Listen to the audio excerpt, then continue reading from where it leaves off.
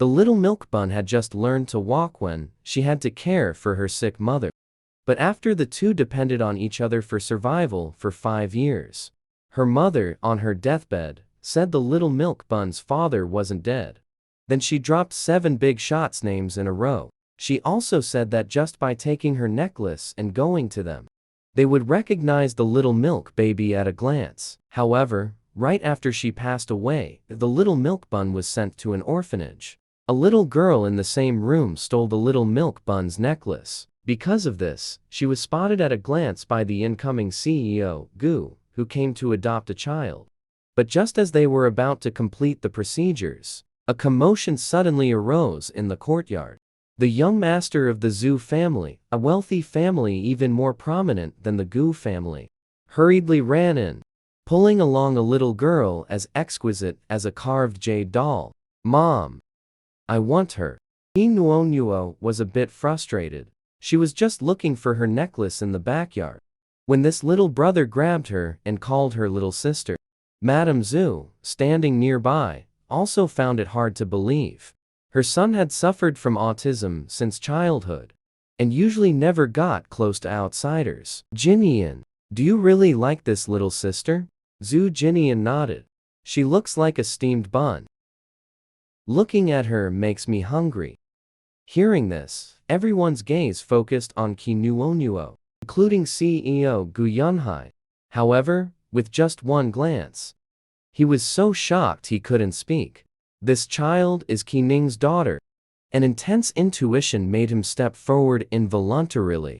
"Madame Zhu, I want to adopt this child too." "Dad, didn't you say you were going to adopt me?" Upon hearing this, Song Tianxian, who was nearby, immediately jumped up anxiously. She was so close to living a princess-like life. Why did this dad not want her anymore? Whose necklace is this? Following his intuition, Gu Yunhai looked at Song Tianxian and pressed for an answer. After all, Song Tianxian was just a child. Under Gu Yunhai's sharp gaze, her eyes flickered. Then she burst into tears with a wail. At that moment, the director spoke up. "It seems the necklace belongs to Nuonuo." Sure enough, Gu Yunhai's heart was instantly flooded with surprise and guilt. He had actually mistaken his own daughter. But just then, Mrs. Zhu Tongying walked over. "Sorry, President Gu. The adoption procedures have already been completed by me. This child is destined to be part of my Zhu family." Originally, she just wanted to adopt a little girl to keep her son company. It was rare to find a little girl she took a liking to, so she naturally had to act quickly. How could it be so fast? "Mrs. Zhu, please listen to me." Inside the room, Gu Yunhai and Tong Ying were at a stalemate. Meanwhile, Zhu Jinian had already carried Qi Nuonuo out of the room. He washed her little hands by the pool, then went back to the car to get a handkerchief. Looking at Qi Nuo sitting on the small chair, clean and fair, the fleeing Song Tianxian was so angry she gritted her teeth. She rushed over fiercely and pushed a chair.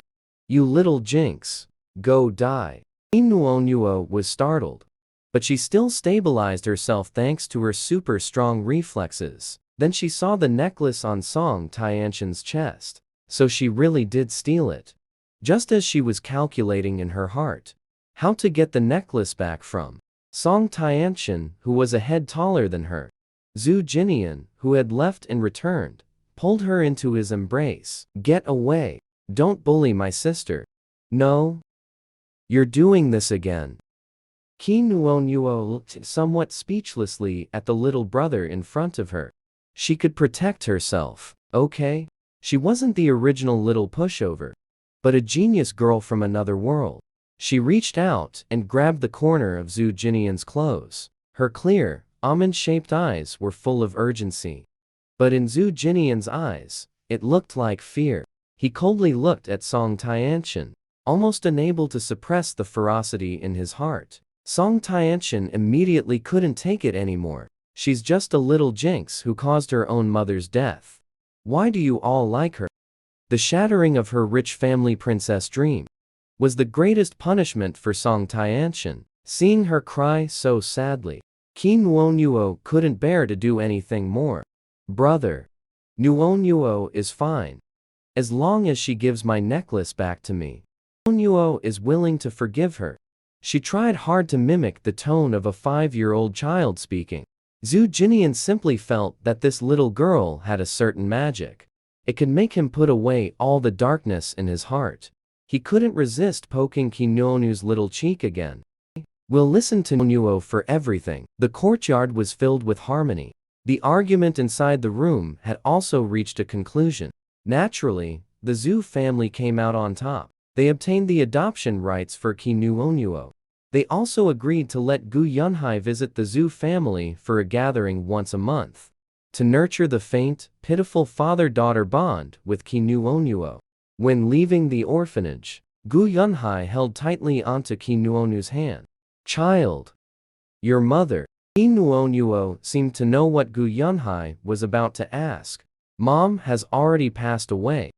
It was brain cancer. Qi Nuonyuo recalled the beautiful woman from her memories. Her eyes involuntarily reddened. Many years ago, Mom was already sick. She still insisted on giving birth to me. At this moment, Qi Nuonyuo was strong, a little adult, making Gu Yunhai feel both heartache and guilt. Tears streamed down his face. This man, who in the capital says one thing, and nobody dares say two, now cried like a 200-pound child. So Ningning was silently enduring the illness. I actually blamed her for leaving without a word, and even broke my promise by marrying another woman. Who would have known? Gu Yunhai covered his face, completely consumed by pain. This sentence made Qi Nuonyuo a little embarrassed. After all, that beautiful mother herself couldn't remember which one of the 7 her daughter actually belonged to. So she spoke in a very small voice. Uncle, are you so sure that I am your daughter? Nuonyuo, are you angry that Dad recognized the wrong person? Dad already knows. He was wrong. He will definitely treat you well from now on. Gu Yunhai excitedly grabbed Qi Nuonyuo's hand. Qi Nuonyuo just felt a headache coming on. Uncle Gu, don't be so impulsive. We can do a paternity test first. Qi Nuonyuo spoke very sincerely, but it was misunderstood by Gu Yunhai again. He thought Qi Nuonyuo was afraid of being abandoned again. So he thumped his chest loudly. Don't worry, Nuonyuo. Dad says you are Dad's daughter. Then you are Dad's daughter. Dad will go back right now and announce to everyone, my precious daughter has returned. Afterwards, he solemnly escorted Qi Nuonyuo to Zhu Jinian's car, and then left with swift and decisive action. Qi Nuonyuo was truly extremely taken aback. Do rich people really recognize daughters so casually? What's wrong? Seeing the little girl wasn't as happy as he imagined, Zhu Jinian couldn't help but ask with concern. Brother, what should we do if he recognized the wrong person? Zhu Jinian found the little girl adorably silly. Qi Nuonyuo was really terribly worried. Your dad recognized you at a glance. There's definitely no mistake. Could it be that you have other dads? Qi Nuonyuo almost blurted out. And there are 6 of them. What should I do? Thinking about it this way, Mom really seems like a player. Alright, stop thinking about it. Sleep for a while and we'll be home soon. Zhu Jinian patted his little head. Qi Nuonyuo originally wanted to question life a bit. Being patted gently but firmly by Zhu Jinian, he gradually grew sleepy. By the time Tong Ying walked over, she saw Qi Nuonyuo leaning in her son's arms. Drool had soaked a patch of Zhu Jinian's clothes. Tong Ying was instantly startled. She remembered her son's extreme obsession with cleanliness. Afraid that Qi Nuonyuo would be thrown out of the car, she hurriedly tried to take the child over. But before her hand could reach out, Zhu Jinian tucked the little one even closer into his arms. Tong Ying, who was being treated differently, twitched the corner of her mouth.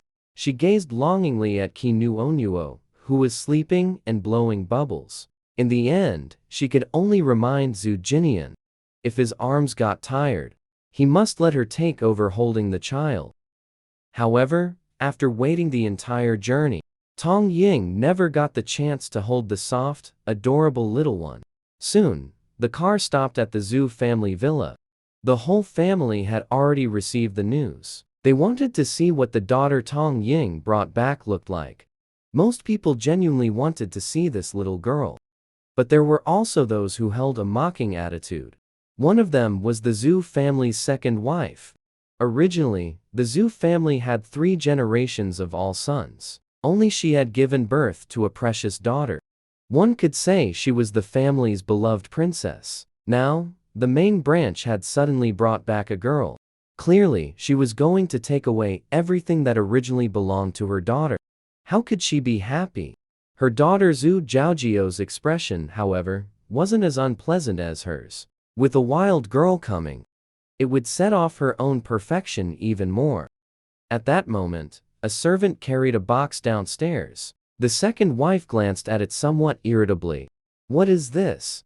Zhu Zhaojiao smiled reservedly. "Some old clothes that have been worn once. Since they're just sitting there anyway, I thought it would be better to give them to the new younger sister, so she doesn't have to go without a change of clothes for the time being." At first glance, these words seemed very magnanimous, like a big sister. Zhu Jinian, who had just entered the door, heard this and frowned slightly.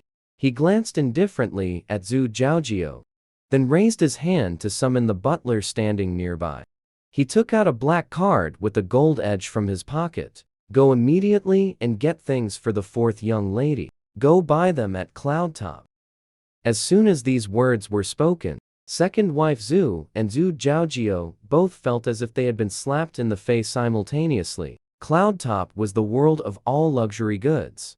Even a small hairpin could sell for a 7-figure price. Now, Zhu Jinian actually uses her daughter's money to buy things for this little bastard. Madame Zhu too felt all the blood in her body rush to her head. Zhao Nian is just a child. Such extravagance is a bit wasteful, isn't it? Auntie, don't worry. My money. These simple words made Madame Zhu too blush crimson. Tong Ying, who was leading Qinuonyuo, heard her son's words. Her heart was overwhelmed with excitement. Her wooden son finally has human emotions. She gratefully kissed Nuonu's little cheek. "Thank you so much.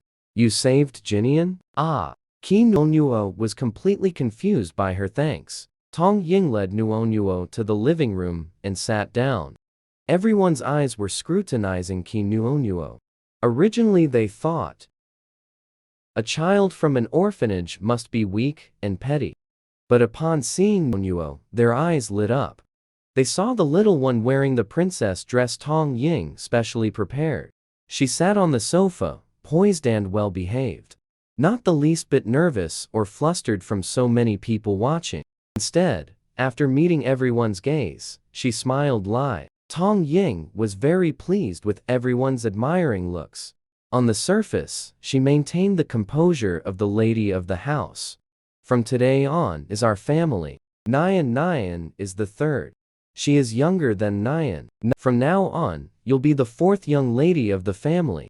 Come quickly and let Auntie hold you." 3rd, Madame Zhu held a beautiful toy in her hand. Qinuonyuo looked toward Tong Ying beside her. Only after receiving Tong Ying's nod of approval did she toddle over on her short little legs. Arriving before 3rd Madame Zhu, she sweetly called out, "Auntie." 3rd, Madame Zhu was utterly melted by that address of Auntie. She pulled Qinuonyuo into her embrace. Then, pointing at the pile of gifts in front of them, "These are the gifts Auntie prepared for you. Do you like them?" Qinuonyuo looked at the mountain of gifts before her. There were not only all kinds of toys, but also many shiny diamond crowns. "I like them. Thank you, Auntie." "Silly child. From now on, we are family. In front of family, you never need to say thank you." 3rd, Madame Zhu affectionately patted Qinuonyu's head. Once the meeting here concluded, the old estate also sent someone, saying the old madam wanted to see Tong Ying regarding the matter of adopting Qinuonyuo. Tong Ying had already informed the old madam by phone. Upon arriving at the old estate, the old madam was drinking flower tea brewed by second madam. The steward beside her reminded her that Tong Ying had arrived. Only then did she slightly raise her head. But after just a glance, she averted her gaze. Tong Ying was accustomed to this cold attitude. Second madam, because the two needed to talk, left very self-consciously. But thinking of those few words, she just whispered in the old lady's ear. When she left, her heart was indescribably happy, thinking of using a little bastard child to snatch what originally belonged to her daughter. Dream on. After the second madam left, the old lady put down the teacup in her hand. Where is the child? Seeing Tong Ying hadn't brought the child, her brows furrowed slightly. Shy around strangers. I'll bring her over in a few days. No need. She hadn't planned on seeing it anyway. I've heard children from orphanages are cunning and have sticky fingers too. The things in our house. We still need to have people keep a closer watch, lest we get a thief from within the family, and if word gets out, it would make the Zhu family a laughingstock in the capital. The old lady didn't think much of Qi Nuonuo at all. If it weren't for her eldest daughter-in-law thinking of her favorite grandson, she would never have agreed to adopt a child. Now that the adoption has gone through, of course, harsh words must be said up front. A prestigious family like the Zhu family, face is more important than anything. If this wild girl causes the Zhu family to lose face, then she won't tolerate it. If that girl can't cure Jinian's illness, then send her back. I heard that girl's character and intellect aren't very good. Hearing this, Tong Ying's delicate brows tightened slightly. Mother, from the moment Nuonuo was adopted by me, she is my daughter. No matter how Jinian's illness is, I will not send her away. Besides, she is a good child. Please do not say such things again in the future, mother. Also, apart from everything from the Zhu family, I, Tong Ying, am not left with nothing. The old lady's face turned somewhat ugly. Her relationship with Tong Ying had never been close, only because Tong Ying's family background was on par with the Zhu family. Her son also obeyed Tong Ying in everything. She simply could not control Tong Ying. The old lady waved her hand and said, "You may go back." Meanwhile, Qi Nuonuo, who was waiting for Tong Ying to return for dinner, was so hungry that her stomach was growling. Only the second and third madams remained in the dining room. Zhu Zhaojio had gone back to her room in a fit of pique. The servants had tried multiple times to get her to come out, but she refused. After sitting down, Tong Ying casually asked, "Where is Zhaojio?" "She's in her room. The servants have already gone to call her." The second madam had been observing Tong Ying's expression ever since she returned. When Tong Ying looked over, she instinctively avoided her gaze. Her conscience amused Tong Ying. She knew that the old lady's idea today was related to the sister-in-law. So after sitting down, she said, "Nuonu's transfer procedures have been completed. Whether you are satisfied or not, do not bother scheming behind the scenes, engaging in those underhanded activities. I will not touch a single cent of the Zhu family's assets. I, Tong Ying, have my own means to support myself." Although these words didn't name names, the second madam's face still burned with embarrassment. Just at that moment, Zhu Zhaojio arrived reluctantly. Tong Ying looked gently at Zhu Zhaojio. "Why are you only coming now? Not hungry?" Zhu Zhaojio definitely wouldn't say that she was holding out because she wanted Zhu Jinian to buy her cloud products too, but didn't know how to ask. So she threw a tantrum with herself and refused to come out. Coincidentally, she had just received a call from her teacher. Thinking of the content of the call, she felt quite pleased with herself. "Sorry, Auntie, for making you all wait for me to eat. I was on the phone with my homeroom teacher. That's why I'm late." As soon as she finished speaking, the second madam immediately felt emboldened. Zhu Zhaojio is a child noticed by a nationally recognized violin instructor. She had already guessed what the call was about. It must be notifying Zhaojio that Director Chen has selected her to be his student. Let's eat. Tong Ying nodded to show she understood. She urged everyone to start eating. The second madam hadn't expected Tong Ying to show no surprise. She suddenly felt as if cold water had been poured on her.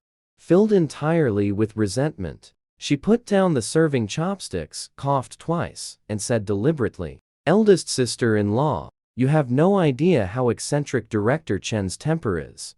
So many children from wealthy families submitted resumes, and he acted as if he didn't see them. Yet he specifically took a liking to Zhaojio, who didn't submit a resume. Tell me, what kind of fate is that?" Qi Nuonuo listened as the second wife grew more and more animated. Her eyes were completely blank. Noticing Nuonu's gaze, the second wife deliberately asked, "Nuo, do you know what a violin is?" The atmosphere was silent for a few seconds. She saw that Qi Nuonu's eyes were full of incomprehension. It seemed she had no idea what she was talking about. Smugly, she raised her hand to cover her mouth. "Oh, dear. What a silly question for your second aunt to ask. I forgot that our new Onuo is a child from the orphanage. That place certainly wouldn't teach you about violins. It was second aunt's mistake for asking." "I don't know." After a few seconds of silence, Qi Nuonuo shook her head. She wouldn't tell someone like this that she had received a Lifetime Achievement Award for the violin. The expected answer made the second wife laugh even more wantonly. "It's okay if you don't know. Later, let your Zhaojio sister take you to see a violin. Then you'll know." But Nuonuo couldn't be bothered to deal with such passive-aggressive remarks. That didn't mean others felt the same. Zhu Jinian looked up. His cool gaze fell upon the still smiling second wife. "Second aunt, is the food not good enough to keep your mouth shut?" The second wife's smiling face stiffened a little. She picked up some food and took a bite. "It's delicious." As she finished speaking, the boy took all the dishes in front of him and placed them all in front of the second wife. His expression was as indifferent as ever. "If it's delicious, then eat more." Tong Ying couldn't help but cover her mouth and chuckle lightly. Her son is quite scheming as well, regarding mommy's showing off and praise, and at this moment, being flattered by the second wife until she's floating on air. Zhaojio also spoke up.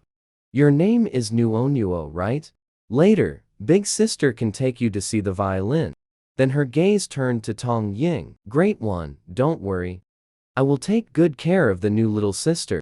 The term new little sister once again reminded Qi Nuonuo that she joined this family midway and is not the biological daughter of this family.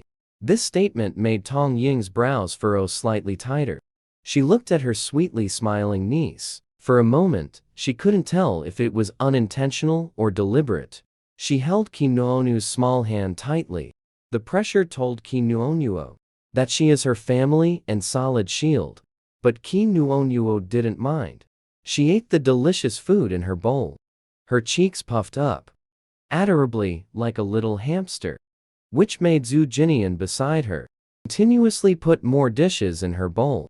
By the end of the meal, Qi Nuonuo touched her round, bulging belly, her eyes full of conflict. "Brother, I'm so full I've swollen up like a pufferfish." "That's good."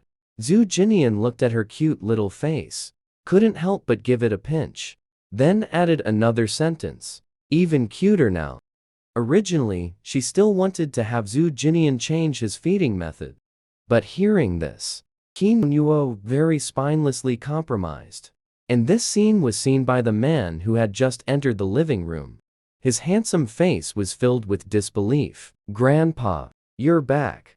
The housekeeper came forward. Hearing the housekeeper's voice, Qi Nuonuo, who was playing, over, only to see a grown-up version of Zhu Jinian standing not far away, looking at them with a shocked yet very gratified gaze. Seeming to notice her line of sight, the other party slowly revealed a gentle smile, then walked over with his long legs. His large hand tentatively landed on Qi Nuonu's head. Seeing she didn't resist, his gaze became even more gentle and doting. "You're back." Tong Ying, who came downstairs after going up to get something, looked at Zhu Huanxian. She smiled and came forward. Our daughter. Afterwards, she introduced Zhu Huanxian. This is Dad. Qi Nuonuo was stunned for a moment. Then she spoke in a soft, milky voice. Dad. Zhu Huanxian had always wanted a daughter too. But his wife's health wasn't good. So he suppressed this thought deep in his heart. One day, his wife said she wanted to adopt a daughter from the orphanage. He thought it was okay too. He never expected his wife to bring back such a soft, milky little dumpling. He liked Qi Nuonuo as a daughter at first sight. Holding his daughter, he sat on the sofa. Zhu Huanxian asked, "Has Nuonu's school been contacted yet?" Hearing this, Tong Ying sighed and shook her head. We did make contact. But after hearing that Nuonuo is a bit airheaded, they were mostly unwilling to accept her. Zhu Huanxian raised an eyebrow. It's a tough decision. Tong Ying looked at her daughter's well-behaved appearance and spoke with worry. I'm afraid Nuonuo won't be able to adjust. And I'm even more afraid she might catch the eye of some troublemakers. Our daughter is so cute. We can't let those brats take advantage. Hearing this, the silent Zhu Jinian's eyes deepened a few shades. He looked at the little girl, quietly eating fruit, then thought of one day when a boy might accompany his little girl home. A violent, tearful emotion surged uncontrollably from the depths of his heart. He spoke coolly. Come to school with me tomorrow. Suppressing the emotions in his eyes, his long eyelashes trembled slightly. Hearing this, Zhu Huanxian glanced at him, then nodded. Just right. I was thinking the same thing. Zhu Jiaojio, who had come down to get some fruit, happened to hear this. Her hand on the stair railing unconsciously tightened. Her gaze fell on the few people interacting warmly in the living room. She found it somewhat grating to the eyes. She walked over. Uncle, are you sending little sister to Rongda High School? Seeing Zhu Jiaojio approach, Zhu Huanxian's expression became somewhat restrained. That's right. You and your older brothers are all at Rongda. It will be convenient to look after Nuonuo. I see. Zhu Jiaojio raised her eyebrows meaningfully. But I heard that little sister never went to school before. Jumping straight into first grade like this.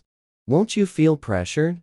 After all, the academic pressure at Rongda-affiliated high school is very heavy. She put on an expression entirely concerned for Qi Nuonuo. My mom knows a teacher at Normal University Kindergarten. How about letting little sister attend kindergarten first? In an ordinary family, starting first grade 2 years late wouldn't be a big deal. But in an elite family like the Zhu family, it would be very shameful. Someone like Zhu Jinian, who got his master's degree at age 12. That is considered extremely glorious. Everyone is envious. But if someone starts first grade 2 years late, they would definitely be called hopeless. They would become the family's disgrace. Zhu Jiaojio deliberately wanted to make Qi Nuonuo lose face for the Zhu family. Uncle, what do you think of my suggestion?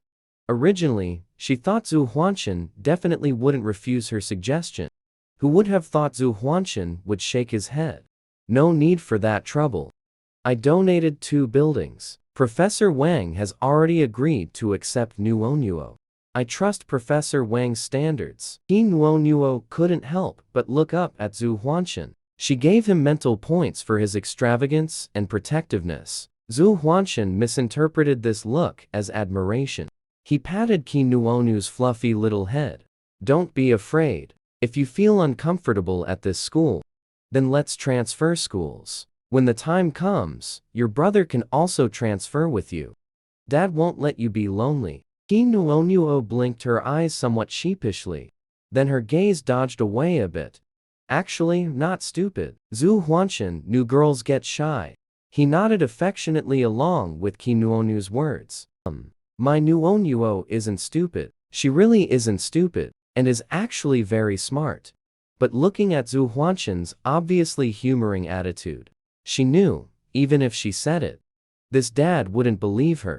So Qi Nuonuo sighed helplessly. Admitting that I'm amazing is so hard. And Zhu Jiaojio, seeing the uncle, who wasn't originally close to her, speaking so softly and gently to Qi Nuonyuo like this, couldn't help but clenched her fists, her gaze fixed tightly on Qi Nuonu's fair face. Only after a good while did she slowly withdraw her gaze, speaking to them politely and very sweetly. Uncle, Auntie, I'm going upstairs. Drink a glass of milk to sleep well at night. In the past, Tong Ying would bring her warmed milk every night. But today, Tong Ying just nodded and instructed the servant, Miss Jiaojio's milk upstairs. This made Zhu Jiaojio, who was already feeling strange, even more upset. She had just gone upstairs when the second wife stopped her. She asked anxiously, "How did it go?" "Your uncle said how Torrange, that little bastard." Because today, Tong Ying secretly warned her. She didn't dare to push her luck again. But she was also afraid that the wild girl and her Jiaojio would attend the same school. It would embarrass but the more she feared something, the more it happened. Rongda High School. Jiaojio threw out these words and then entered her room irritably. The second wife was stunned for several seconds. After realizing what happened, she stormed in after her. She went up to pull at Zhu Jiaojio. Isn't that wild girl mentally challenged? How could she possibly get into such a good school like Rongda High School? Her uncle has money. Thinking about how Zhu Huanshan, because Qi Nuonyuo could attend school, actually donated 2 buildings directly. Zhu Jiaojio became even angrier. She snorted lightly. I don't know what uncle was thinking. He actually donated 2 buildings for an outsider. Back then, I asked him to donate one for me and he wasn't willing. All those years I called him uncle were wasted. Hearing this, second wife exploded. How much money would 2 buildings cost? Right. Jiaojio angrily stomped on the cloth doll Tong Ying had given her before. Uncle said it himself, and said if Qi Nuonyuo wasn't satisfied, then he would donate buildings again and find another school. Has he gone mad? Second wife couldn't sit still. 1 building is already a lot of money. And he directly donated 2. Forget that. He actually cares about the bastard's feelings too. If she's unhappy, he'll donate buildings again and find another school. If he keeps squandering like this, even if the Zhu family had mountains of gold and silver, it wouldn't be enough to waste. I'm going downstairs to ask Big Brother. What right does he have to use the Zhu family's money so casually? Second wife was so angry her eyes were spitting fire. Downstairs, Zhu Jinian was arranging things for Qi Nuonu's school supplies. The things had just been neatly put away, when a pair of hands swept everything on the table onto the floor. Looking up, he saw second wife's face, distorted by anger. Zhu Jinian frowned at the broken items on the floor. But second wife didn't notice Zhu Jinian's expression at all. Instead, she pointed at Qi Nuonyuo. Go back to wherever you came from. The Zhu family doesn't welcome you. Just thinking about this, also spent money that belonged to her daughter. Her head exploded without reason. Qi Nuonyuo felt it as soon as she came here.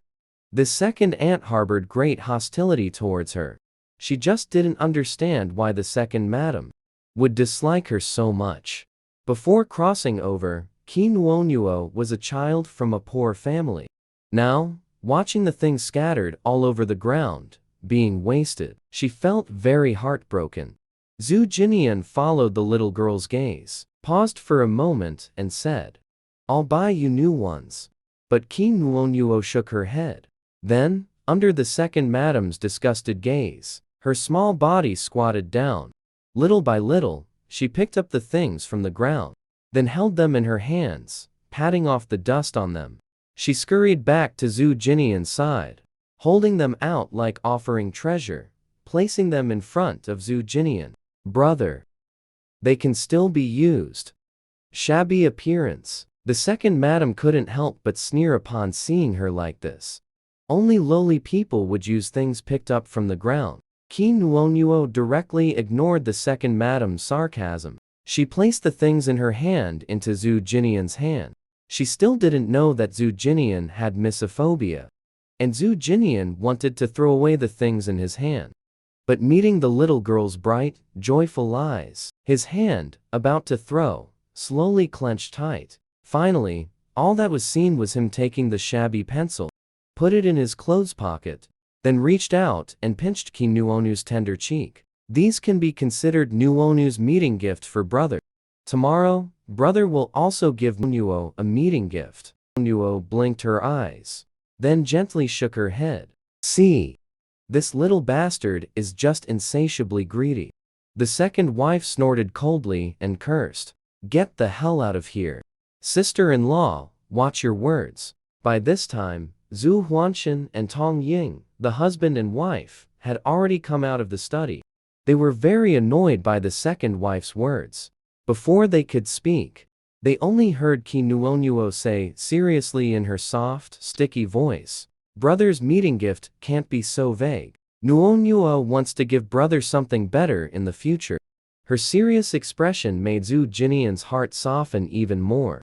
How could his little Nuonuo be so adorable? But Ki Nuonuo was thinking that right now she is just a 5-year-old child, has nothing, could only tilt her head and bite her finger. Feeling a little embarrassed, "Brother, can I owe it to you?" She looked expectantly at the boy in front of her. Zhu Jinian felt his heart tremble under the little girl's gaze. He couldn't help but reach out and pinch the little girl's earlobe. "Then let's pinky swear." Ki Nuonuo didn't notice the boy's unusual expression at all. She raised her small hand and hooked her finger around Zhu Jinian's distinctly knuckled pinky finger, muttering in the mouth, "Pinky promise. 100 years, no changing.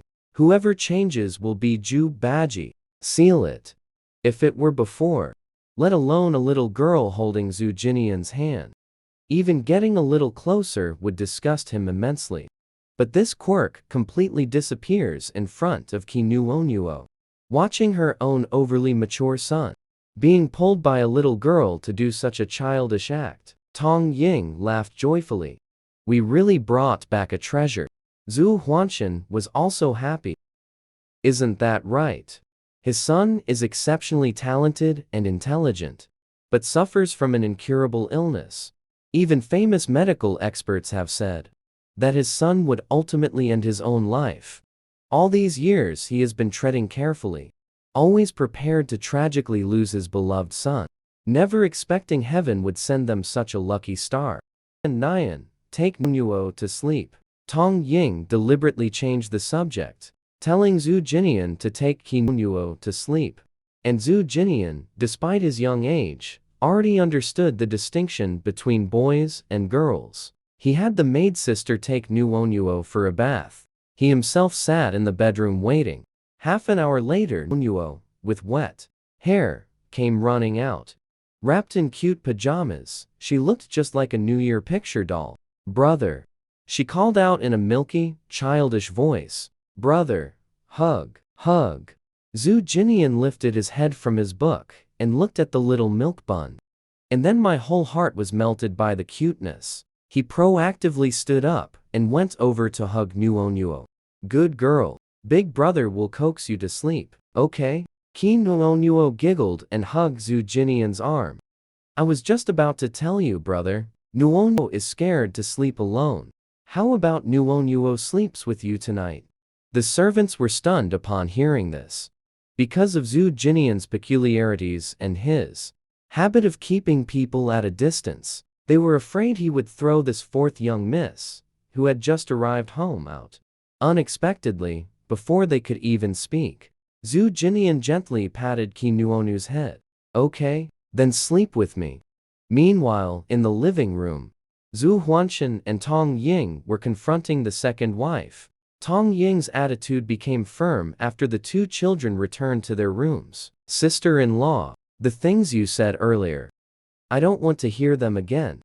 Especially in front of Nuonuo." Tong Ying had thought that after warning Ding Ye at the dinner table, she would have the sense to stop. She didn't expect the other party to be so shameless. Second wife Ding Ye was still angry about the two buildings. Eldest sister-in-law, You used the Zhu family's money to send that fool to school.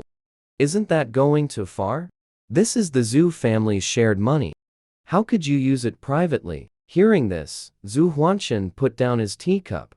He looked over with a sharp gaze. Sister-in-law, I haven't touched a single cent of the Zhu family's money. I'm using my own money. No matter how incapable Zhu Huanshan may be, I still have the means to support my daughter. There's really no need for my sister-in-law to repeatedly remind me about the Zhu family's money. As soon as these words were spoken, the second madam's face immediately stiffened.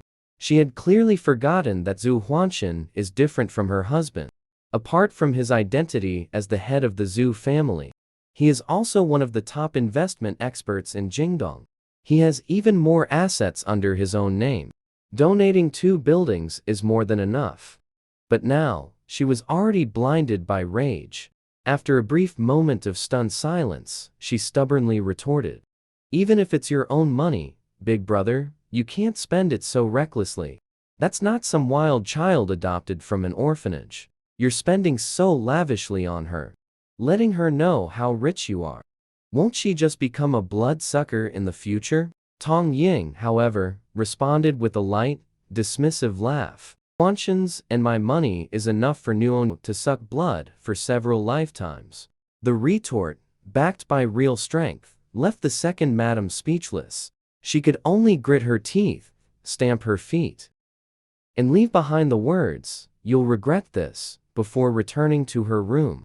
The next day was Monday, the time for them to go to school. After getting up, Zhu Jinian changed into the Rongda High School uniform. Qi Nuonu's eyes lit up as she looked at him. "Brother is really handsome." Zhu Jinian let out a soft laugh and raised an eyebrow. "From now on, you can only say these words to your brother." Qi Nuonuo doesn't understand a boy's possessiveness. She blinked her big eyes in confusion. "Why?" Zhu Jinian looked at the cute and silly little girl. He was really afraid she might be taken away by other nasty kids at school. He asked very seriously, "Does Nuonuo listen to her brother?"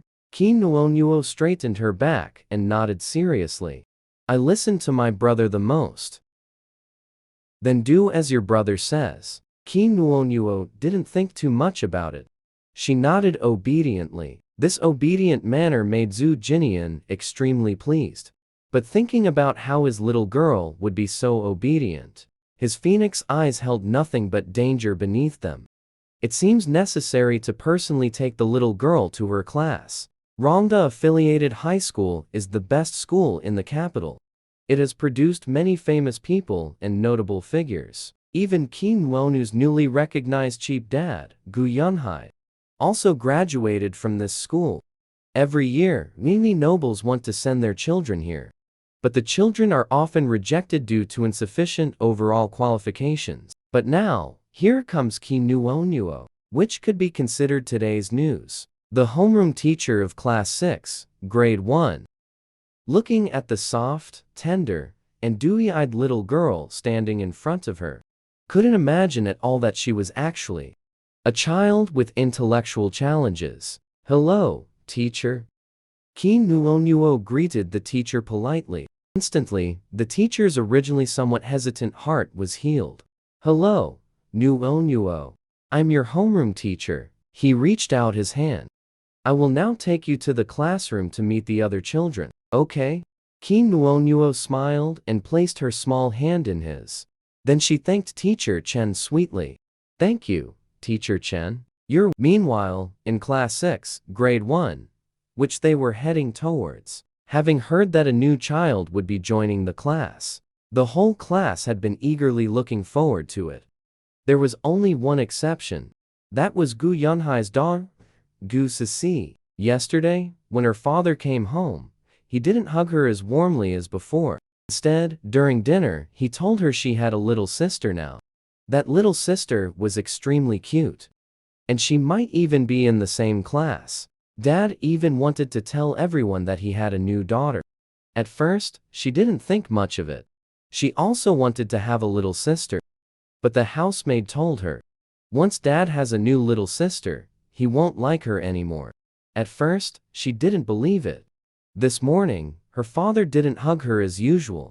She believed what the housemaid said. It was true. Now that Dad had a new little sister, he didn't like her anymore. A child's thoughts are simple. She believed that Kinuonuo had stolen her father, so she felt very resistant towards Kinuonuo. Furthermore, with the housemaid whispering bad things about Kinuonuo in her ear, she became convinced that Kinuonuo must be a bad child. A good child like her would never be sisters with a bad child, and definitely wouldn't like a bad child. Do you think the new classmate is really cute? Don't know. It's been a long time since we had a new classmate in our class. Quite looking forward to it. I heard she's very young. Seems like she's only 5 years old. Could she be another genius? Amidst the voices of everyone's discussion, Gususi let out a dissatisfied light. She is a bad child. Her voice immediately caught the attention of the surrounding classmates. Because Gususi is pretty and studies well, her words carry a lot of persuasiveness among the children. But still, someone couldn't help but ask, Sisi, do you know the new classmate? No, she would never know a bad child. Then why did you say the new classmate is a bad child? She just is. At this moment, the class bell rang. Teacher Chen led the well-behaved Kinuonuo into the classroom. Under everyone's expectant gazes, a furry little head peeked in. She walked obediently to the podium with her short little legs. So well-behaved. Is this our new classmate? She's so well-behaved. She looks so tiny. The classmates below, upon seeing Kinuonuo, all felt a sense of wanting to protect the little sister. Only Gu Sisi didn't even look at her properly. Nuonuo. Introduce yourself to the classmates. Teacher Chen also likes the sensible and polite Nuonuo very much. He said to Nuonuo with a smile. Hearing this, Kinuonuo spoke in a milky, childish voice.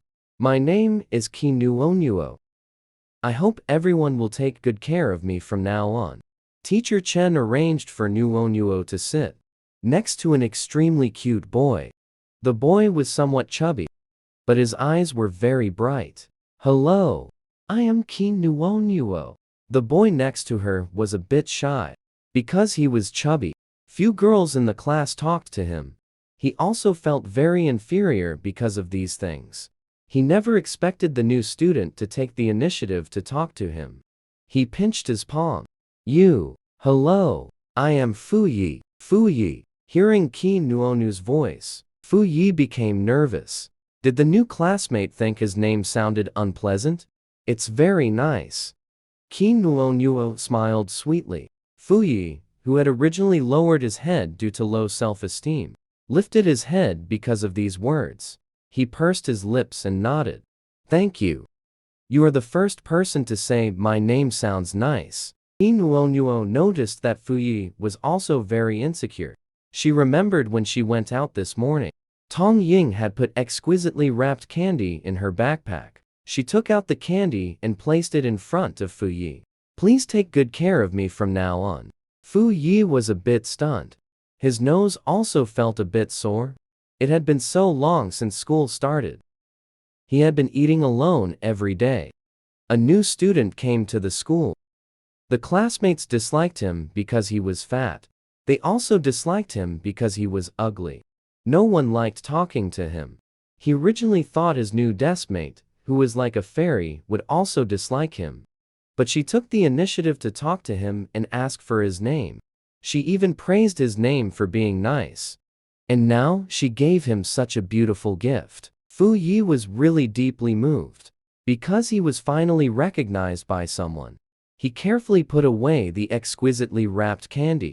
Shyly, he looked at Kinuonuo. Thank you. The 40-minute class ended quickly. As teacher Chen left the classroom, the classmates all gathered around Kinu, each holding the candy given by Kinuonuo. They liked this new classmate very much too. Gu Sisi's eyes were full of displeasure.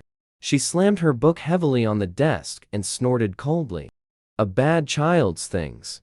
Eating them will give you a stomachache. On her first day of school, the milk bun was ostracized by the most popular girl in the class, regarding Gu Sisi calling her a bad child. Ki Nuonuo was also very confused. Clearly, she had never met Gu Sisi before, and the truth of everything became clear after school. When Ki Nuonuo was picked up by her third brother and returned to the Zhu family, she was surprised to see her cheap father, Gu Yunhai, was also there. Gu Yunhai, Gu Sisi. Ki Nuonu's little brain quickly figured something out. Not having seen his daughter for a day, Gu Yunhai stretched out his hand pitifully. Nuonuo, Daddy wants a hug. Seeing that Gu Yunhai looked somewhat pitiful, and thinking that her own mother might have hurt this big CEO's heart, Ki Nuonuo felt somewhat guilty. She immediately stretched out her little short arms and agreed to Gu Yunhai's request for a hug. Holding his own daughter, Gu Yunhai was indescribably relieved, so he became a little greedier. Looking at Ki Nuonuo in his arms, who bore a 50% resemblance to Ki Ning, he couldn't help but remember that peerlessly elegant person. Because of his misunderstanding, she died so alone. And after her death, he still harbored resentment in his heart over her sudden departure back then. He felt increasingly guilty. His arms, holding Ki Nuonuo tightened. Nuonuo, can you call me daddy? She really couldn't bring herself to say it, because she was afraid that if she called Gu Yunhai daddy, her real father would actually turn out to be one of the other 6 men. Her mother mentioned that would be really awkward when recognizing her father later. So she shook her head. Gu Yunhai's eyes were filled with loss and gloom, very much like a husky that didn't get to eat meat. Seeing the domineering CEO so wronged, Ki Nuonuo felt bad again. But she still said very sensibly, Uncle Gu, I already have a daddy. My daddy is Zhu Huanshan. Everyone only has one daddy. So I'm very sorry. She has already been transferred. That is, the Zhu family's daughter. Tong Ying heard her say in a childish voice that she was the Zhu family's daughter. She was extremely happy in her heart. She knew she hadn't misjudged. Her little Nuobo, though young, was very sensible. But Gu Yunhai felt even sadder in his heart. But he also knew the little one felt insecure. He had even mistaken her for someone else at the orphanage. It was normal for her to be unhappy with him in her heart. Thinking this, he didn't mind the form of address so much. He smiled and patted Ki Nuonu's head. Nuobo never needs to say sorry to me.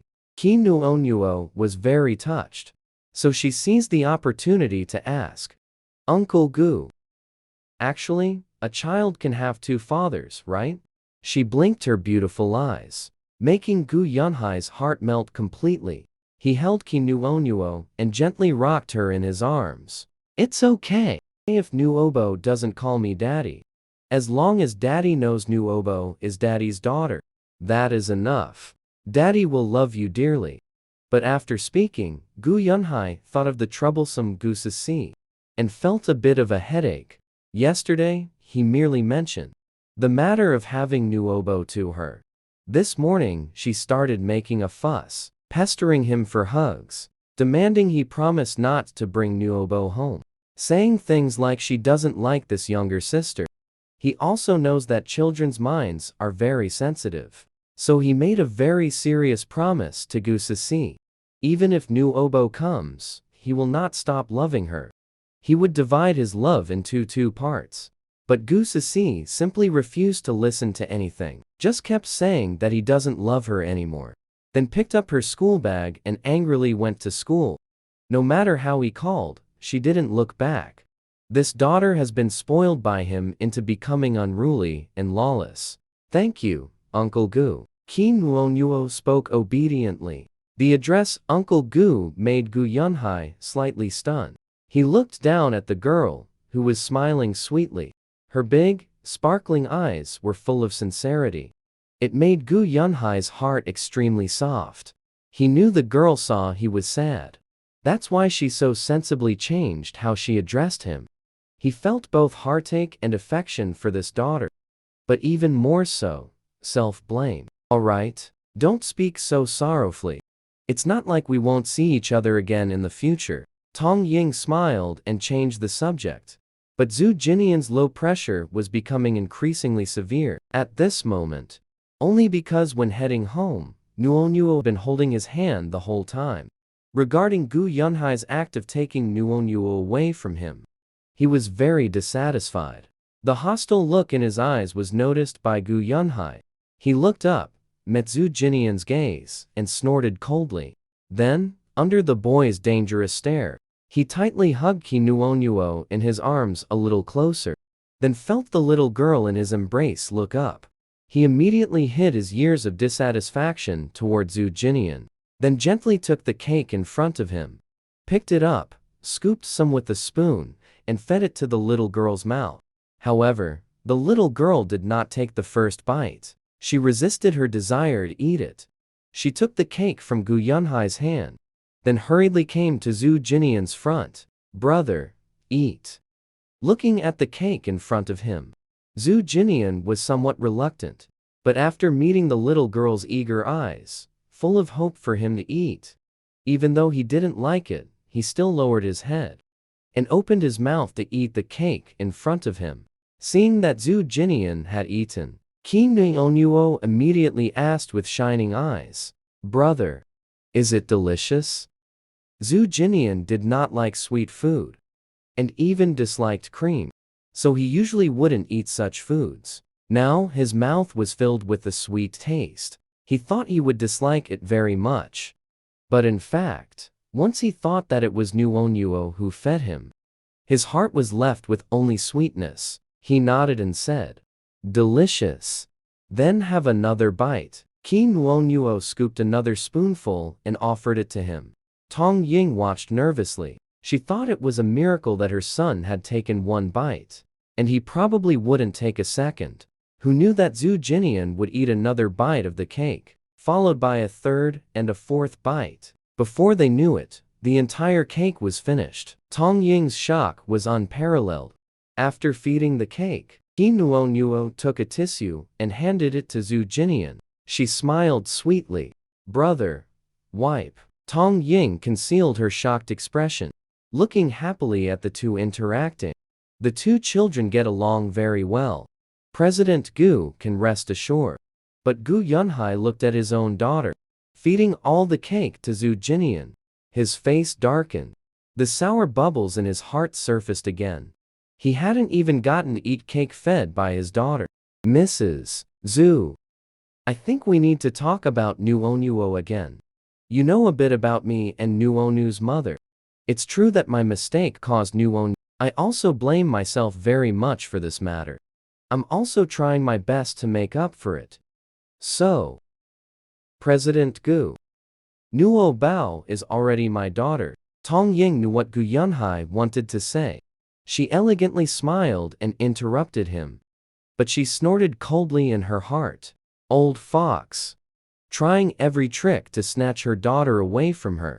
She won't be fooled. Gu Yunhai knew Tong Ying was unwilling to let him take Nuonuo back.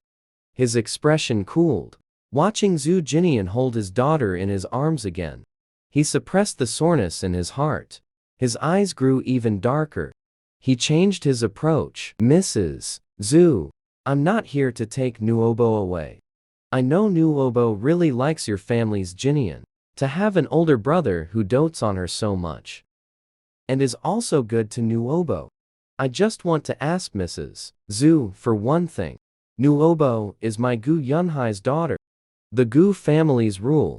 Leaves must return to their roots. I want to ask Mrs. Zhu to let me move the household registration back.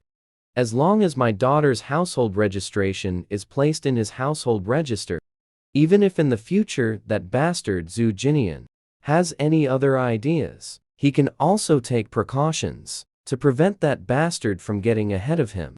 Thinking this, Gu Yunhai became even more determined to place Qi Nuonu's household registration household register. What kind of person Gu Yunhai is, Tong Ying knows. He has always been someone who looks down on everyone. Now, using the word ask in front of her, Shows how much he wants Nuonuo back. This actually makes it a bit hard for her to refuse. Zhu Jinian raised his eyes. His cold gaze fell on Gu Yunhai. Catching a glimpse of the smile on the old fox's lips, his eyes turned cold.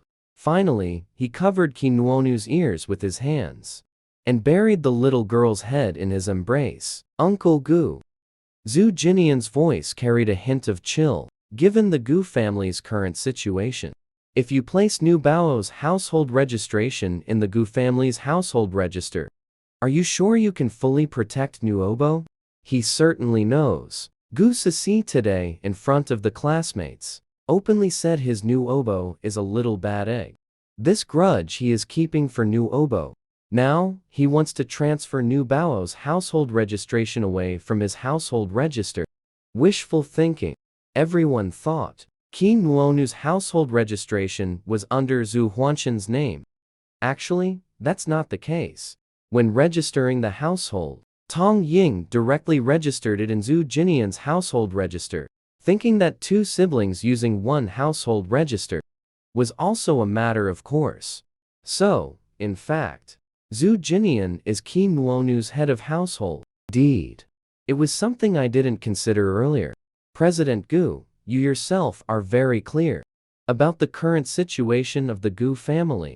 Having Nu Bao's household registration under your household is really not a wise decision. Tong Ying couldn't find an excuse to refuse at that moment. And now that her son brought it up, she understandingly picked up on her son's words. Besides, President Gu, protecting one daughter is enough. Adding my family's Nuobo would truly be too tiring for you. She said these heart-piercing words with a beaming smile. She holds a grudge, too. Her family's Nuobo was not only mistaken by this turtle's grandson, but also left stranded at the orphanage for half a month, making the child suffer so much more. This matter is something she has always remembered. Today finally gave her the chance for revenge, leaving her family's Nuobo stranded. Now, you still want Nuobo's household registration. Dream on. Gu Yunhai frowned slightly. His gaze towards Zhu Jinian sharpened somewhat. The little toddler finished a college math exam paper in just 10 minutes. But as soon as she handed it in, the teacher furiously accused her of cheating. Only because the little toddler had learned to control her exam scores since she was 5 years old. Her IQ test score was only 80 points. She was the mentally disabled child in everyone's eyes who could only enter the school by donating a building.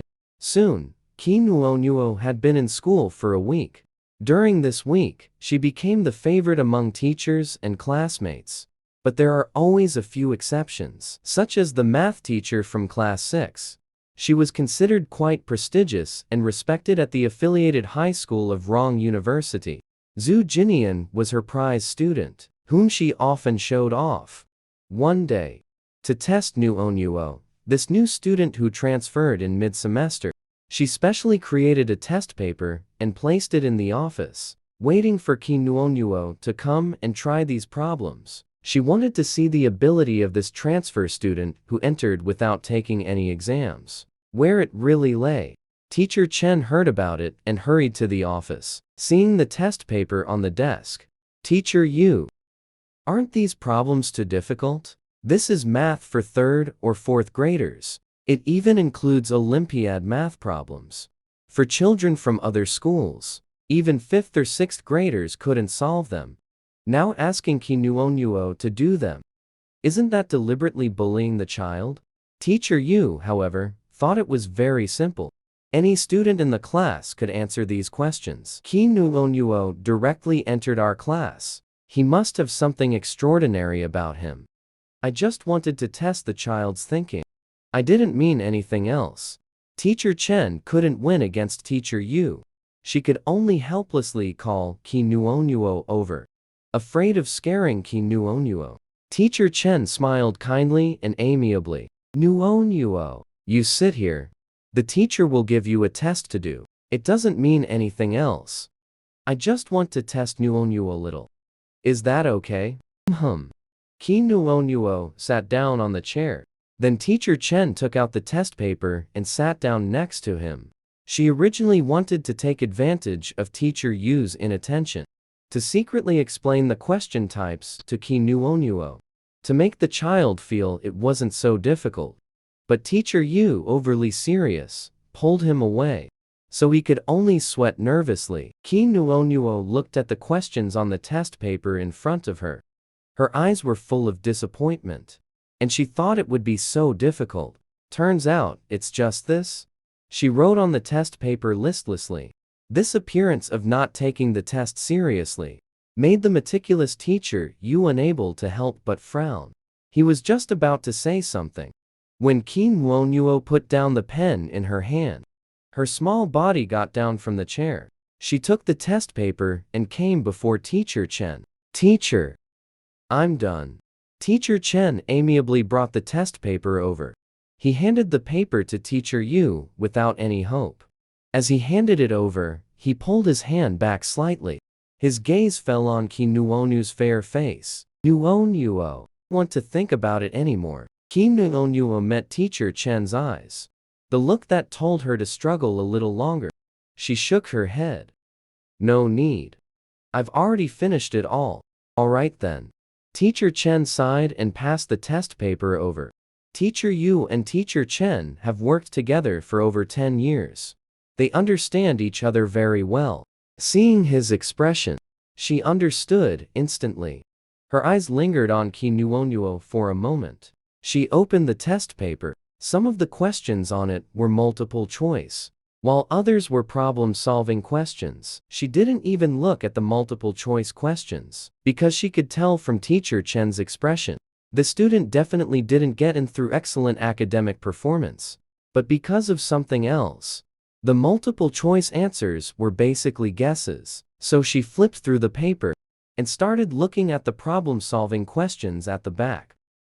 Initially, she looked without any expectation, but as she continued reading, she became somewhat astonished, because not only was the handwriting on the problem-solving questions elegant, but even the steps and equation formulations were written flawlessly. The answers were even better than those from the group of kids she currently teaches in Class 6. And all the answers were completely correct. The key was the final question. She used the National Junior High School exam test paper, the last additional question on the paper. Even among the students in their school, only a few managed to solve it. Because it actually involved high school knowledge, she didn't list it expecting Ki Nuonuo to solve it, but was waiting until after the exam for Ki Nuonuo to come ask her, so she could explain it to her. Teacher Yu looked at the answer written on it. The surprise in her eyes simply wouldn't fade. Teacher Chen, seeing her remain silent, he sighed and said, "Teacher Yu, this child's situation is a bit complicated. She has completely exceeded my expectations." His attempt to explain on Ki Nuonuo's behalf was cut off by Teacher Yu. Teacher Chen was somewhat bewildered, having no idea what Teacher Yu meant by her words. Then he saw Teacher Yu open her drawer and take out a sheet of data from inside. "Teacher Chen, you know, last year's junior high exam paper set." Teacher Chen nodded. "I know. The last question on it was personally written by a mathematics professor from the National Research Institute. That question appeared to be based on junior high school material, but in reality, also incorporated principles studied in high school, even including some extracurricular extensions. So at that time, across the entire nation, only a handful of students solved it." Teacher Chen listened, utterly confused. "So now she has solved it?" Teacher Yu looked toward Ki Nuonuo. The disbelief in her eyes hadn't diminished in the slightest. She was overly excited and then grew suspicious. Looking at Teacher Chen's attitude towards Ki Nuonuo, her eyes suddenly turned sharp. "Teacher Chen, did you help her cheat?" Teacher Yu Chen was somewhat angered by this question. "You and I were standing together just now. Didn't you see whether I helped her or not?" Be careful with such words that damage teacher ethics. Teacher Yu actually knew as well, but she couldn't believe that Ki Nuonuo, who was only 5 years old, could solve this additional problem. The steps and the answer were both so perfect. There wasn't a single mistake at all. Teacher Chen, you are the homeroom teacher of class 6. Although they are only in first grade now, some unhealthy practices should still be corrected. Our Rongda-affiliated middle school is one of the top schools in the capital. There are many eyes watching us from outside. If they find out that our school actually has a cheating trend, wouldn't we be laughed at by other schools? She got the answers today and barely passed my test. But what about the future? Will her future always rely on cheating?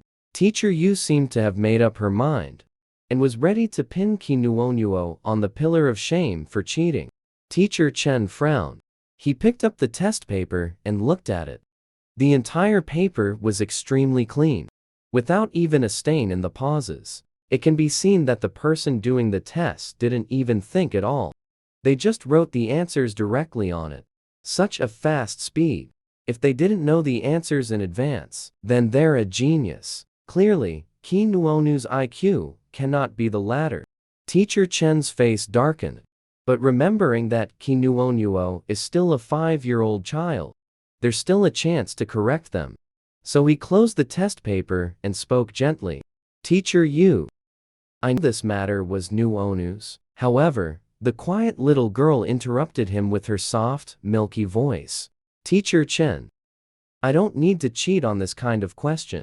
Why are you talking about it so lightly? Don't you see I'm trying to get a chance for you?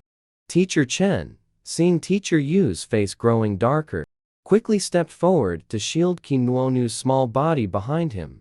Teacher Yu, a child's words carry no harm. You also don't. Teacher Chen, I really don't need to cheat. Kinuonuo felt she must make it clear. She could overlook anything else. But accusing her of cheating was unacceptable.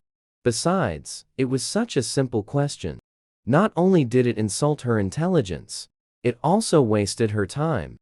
And now she's even being called a cheater. That was an unbearable humiliation. However, her sincere words of explanation in Teacher Yu's eyes were just making a mistake and stubbornly refusing to admit it. She was so angry her chest heaved uncontrollably.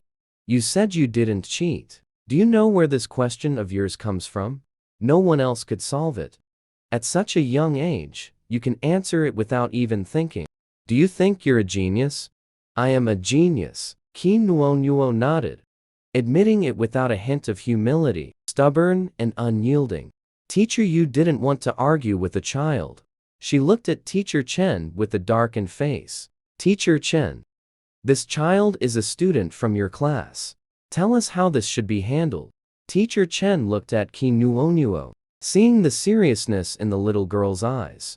Teacher Yu, Kinuonuo really did solve it herself. Teacher Yu raised an eyebrow. Others I could believe it was her. But the last question is simply impossible. So many students across the country have failed on this question. Yet she didn't even need to think. How can you expect me to believe it? Teacher Chen was caught in a dilemma. He looked at the little girl staring back at him. Her bright eyes filled with unyielding stubbornness. So I solved it. And it's my fault. Kinuonuo suddenly found it amusing. A student solves the problem. Shouldn't the teacher be praising her? But now she's being accused of cheating again and again. Teacher Yu frowned and ignored Kinuonuo. In her eyes at this moment, Kinuo is just a bad student who cheated. Talking to a student like this is simply humiliating to her status. Seeing that Teacher Chen remained silent, she directly pressed forward step by step. Teacher Chen, if you can't come up with a solution, then let's take this to the principal to discuss. I believe the principal will definitely come up with a good solution. Teacher Chen stopped Teacher Yu and asked gently, then how do you want to handle this? I can't teach a student like this. If you insist on keeping her in class 6, Teacher Chen, then I will apply to the principal to change classes. Teacher Yu's attitude was very forceful. She is a famous math teacher at Rongda affiliated high school. Many parents specifically want their children in class 6 precisely because she teaches it. That's why they specifically request their children to be placed in class 6. These words were clearly forcing Teacher Chen to make a choice. Teacher Chen was caught in a dilemma. If he chose to transfer Chi Nuo Nuo out of the class, it would definitely make the child feel that the teacher doesn't like her, and might leave a shadow on the child's heart. But if he sided with Teacher Yu, then the parents of the children in their class would definitely not agree. It wouldn't matter if they targeted him later. But if they directed their criticism towards Chi Nuo Nuo, the psychological impact on the child would be very serious. Teacher, I'll transfer classes. Chi Nuo Nuo knew Teacher Chen's difficulty. She understandingly said it for him. Nuo Chen moved his lips, wanting to explain a few things. When meeting Chi Nuo's clear and innocent gaze, he couldn't even utter words of guilty explanation. He had a feeling inside. They had missed a student who would make their teaching careers glorious again. Teacher Chen, I understand completely. I'm really fine. Chi Nuo smiled sweetly. Smooth talking. Teacher Yu scoffed lightly at her demeanor. Hearing this, Chi Nuo looked at Teacher Yu, who couldn't stand her no matter what. A cold glint erupted in her eyes. Teacher Yu so confidently accused me of cheating. But I definitely did not cheat. We have differing opinions. How about you prepare another set of questions on the spot? I'll solve them right in front of you. You think just by relying on your petty cleverness, cheating to answer all the questions correctly. Now if I give you another set of questions, you could still manage it. Facing Teacher Yu's sarcastic remarks, Chi Nuo chuckled lightly. We'll only know if we try. Teacher Chen also thought this was a solution. How about you prepare another set of questions, Teacher Yu? Teacher Yu was unwilling. She felt it was a waste of time. But unable to withstand Teacher Chen repeatedly speaking up for Chi Nuo Nuo, she could only open the office drawer, take out a test paper and throw it in front of Chi Nuo Nuo. You just spoil her. Teacher Yu said angrily, pointing at Teacher Chen. Teacher Chen, being criticized, just smiled good-naturedly. We must give the child a chance to prove herself, whether it's true or not that they cheated. Since the child has expressed the desire to prove themselves, then we, as teachers, should respect the child's choice, rather than stubbornly insisting that this child is incapable. Teacher Yu, hot temper needs to be changed as well. Hearing these words, Chi Nuo couldn't help but look up. She looked towards Teacher Chen, noticing the teacher's gentle and expectant gaze. She smiled slightly, then lowered her head and opened the test paper, looking at the questions on it. After flipping through the test paper twice repeatedly, she directly started writing. Without any hesitation, she began to write and draw on the test paper. In just 10 short minutes, she put down her pen. Done. With the previous example, Teacher Chen stepped forward, picked up the test paper and began checking the answers. The further down he looked, the more delighted he became. Teacher Yu. This child. Teacher Yu. The classmates are all waiting for you to start class. Gu Sisi appeared at the door.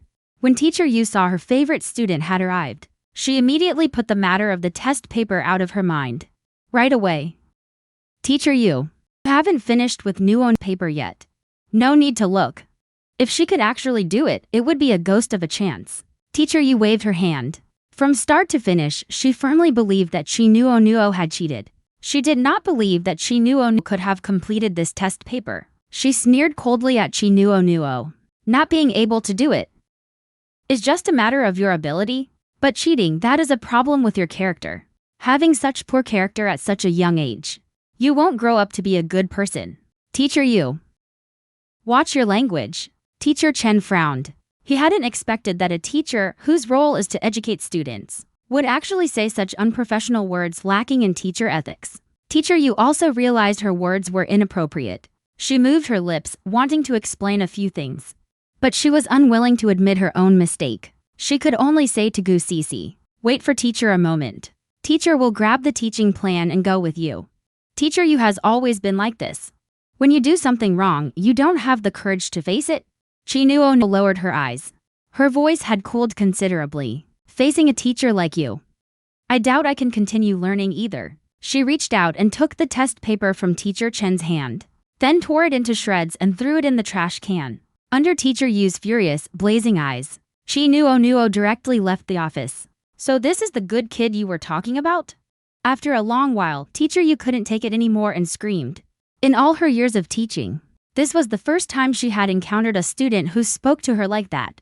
And it was a bad student who she believed had cheated and refused to accept discipline. She immediately shouted at Teacher Chen, before school ends, I want to see Chi Nuo. On the way back to the classroom, Gu Sissy's mind was full of what Teacher Yu had just said. She mistakenly thought that Chi Nuo Nuo had really cheated and was stubbornly refusing to admit it. How could someone like that possibly be a good kid?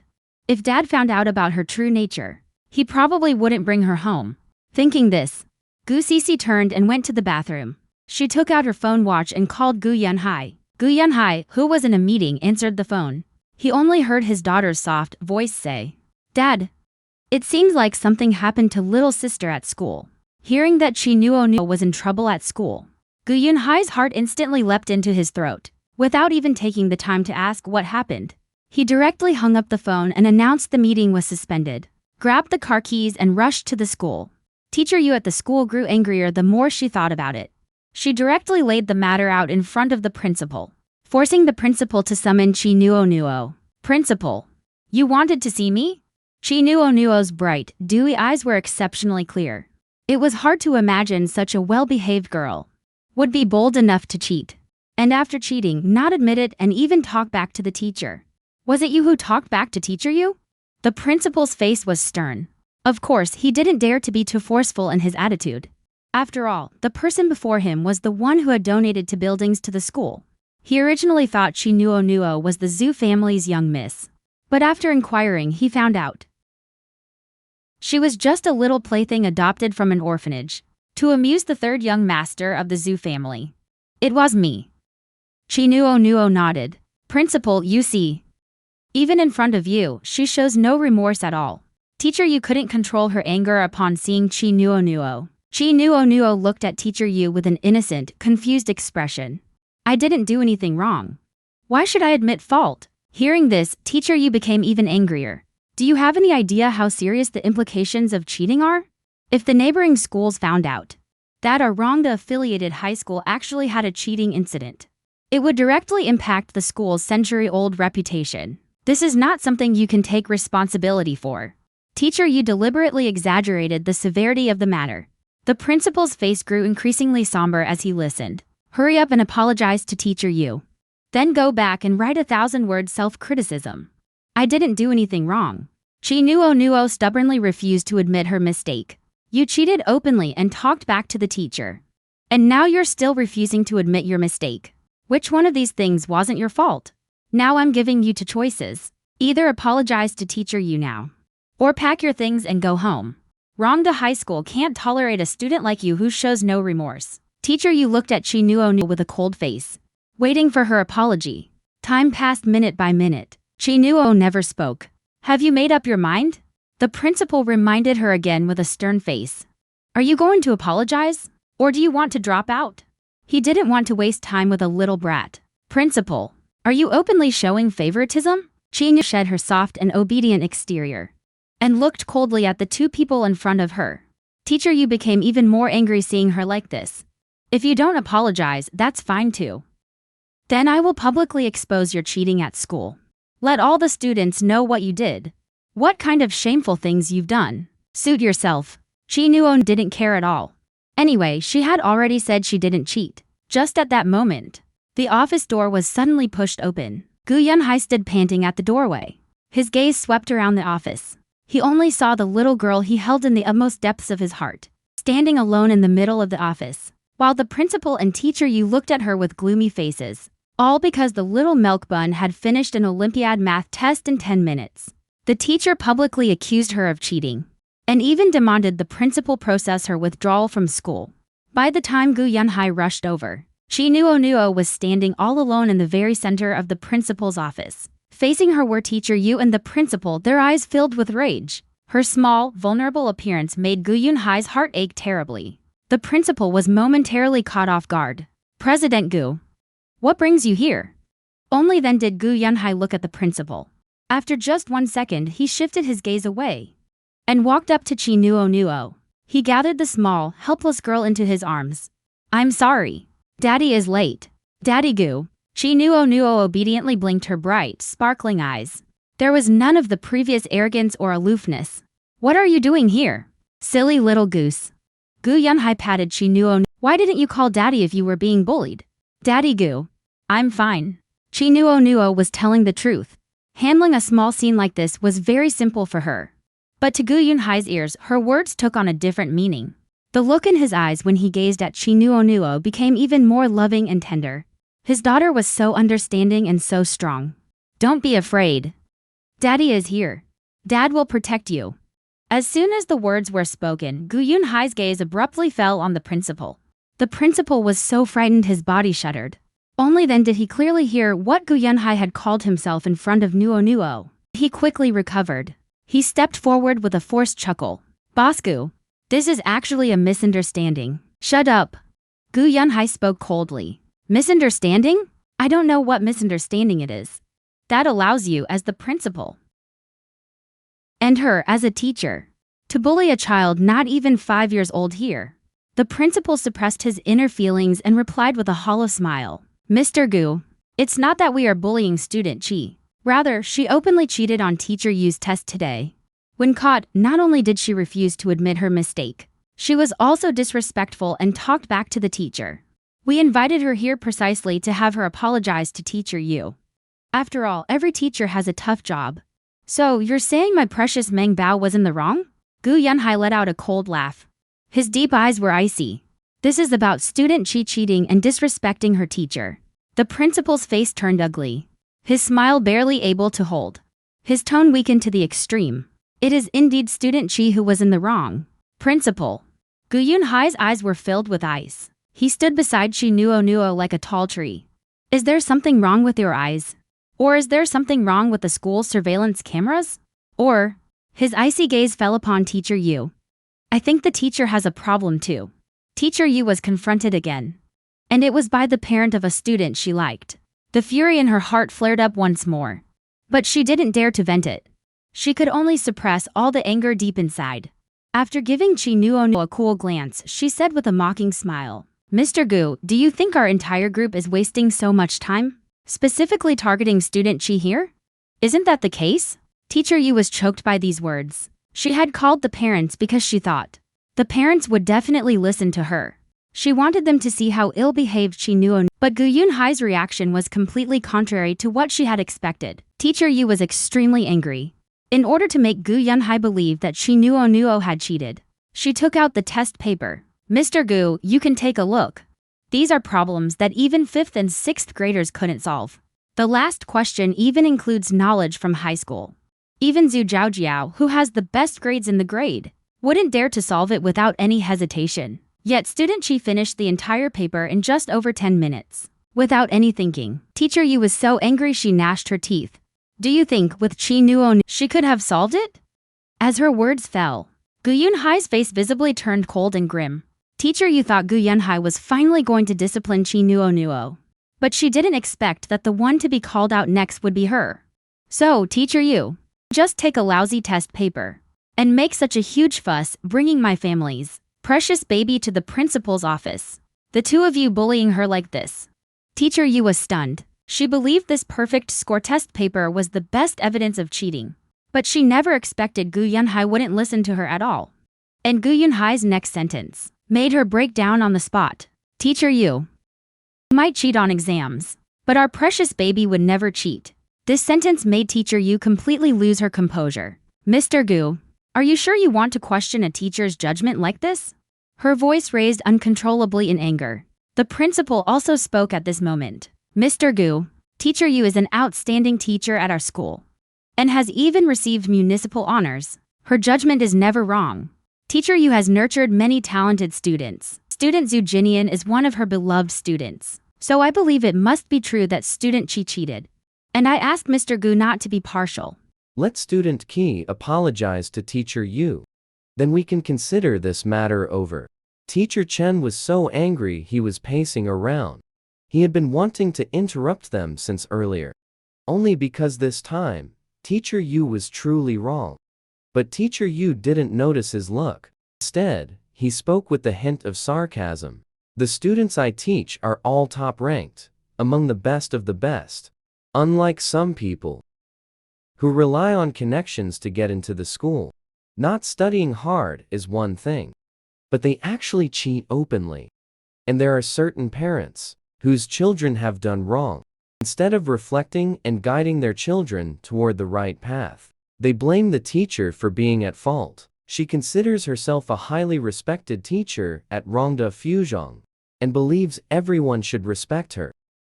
Clearly, she has forgotten that the person before her, Gu Yunhai, is not only a student's parent, but also an investor in their school.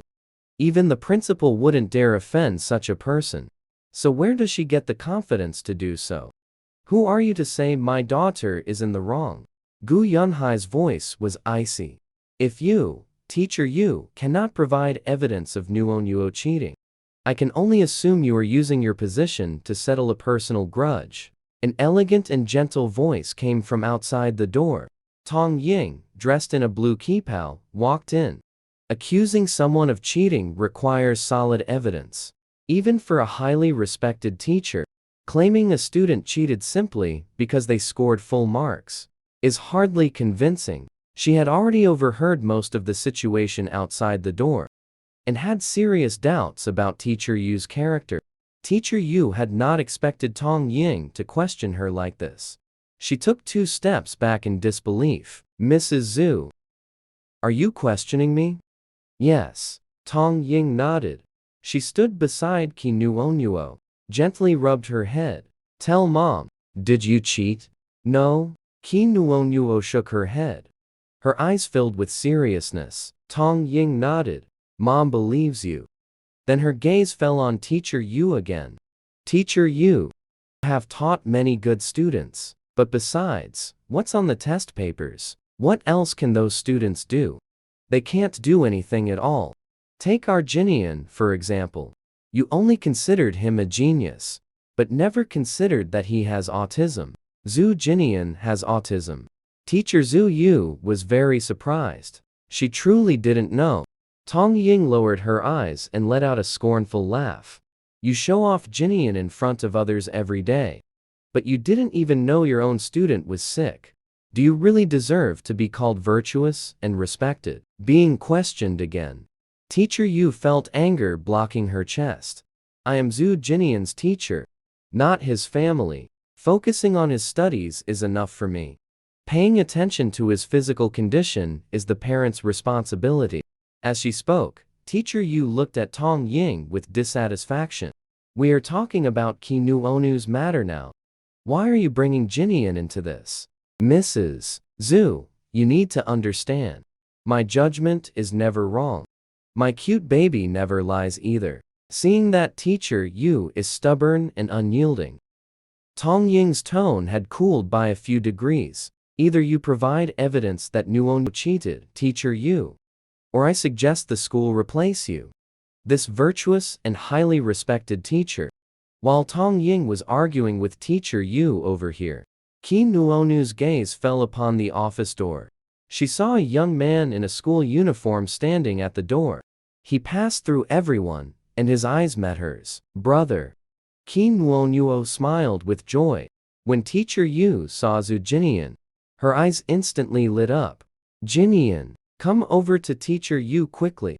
But Zhu Jinian, under her triumphant gaze, walked straight to stand in front of Qi Nuonu. Feeling wronged? His voice was cool and clear. He actively took Qi Nuonu's hand, pulled the young girl into his embrace. A little bit. Qi Nuonu rested her head on the young man's shoulder. Her pitiful, aggrieved voice made one's heart tremble. Zhu Jinian's gaze darkened. He looked up and fixed his eyes on Teacher Yu, who was watching them with displeasure. If my young girl really cheated, I will educate her properly. If she did not cheat, I hope the school will provide an explanation. As his words fell, the principal's expression changed. It was clear Zhu Jinian had come to back the young girl up, settle the score. Student Zhu, our school has always been fair and just. Of course, we won't let any students suffer from misunderstandings. This matter will be investigated thoroughly. Why don't you all go back first and wait for the good news? As more and more heavyweight figures appeared, the principal smiled and began to smooth things over. Brother, actually, this whole matter is my fault. It's all because I'm usually too low-key, so people misunderstood my capabilities. Next time, I will definitely show my full potential. Qi Nuonuo spoke without blushing or her heart racing. Did you hear that? Zhu Jinian lifted his gaze. What do you say, teacher Yu? Do you think, principal? Principal didn't dare to even breathe heavily, and didn't know how to respond. At that moment, Teacher Chen finally found an opportunity to interject. He handed the reattached test paper to Teacher Yu. Teacher Yu, you were really wrong this time. Teacher Yu immediately recognized it as the test paper that was given to Qi Nuonuo again at her request back then.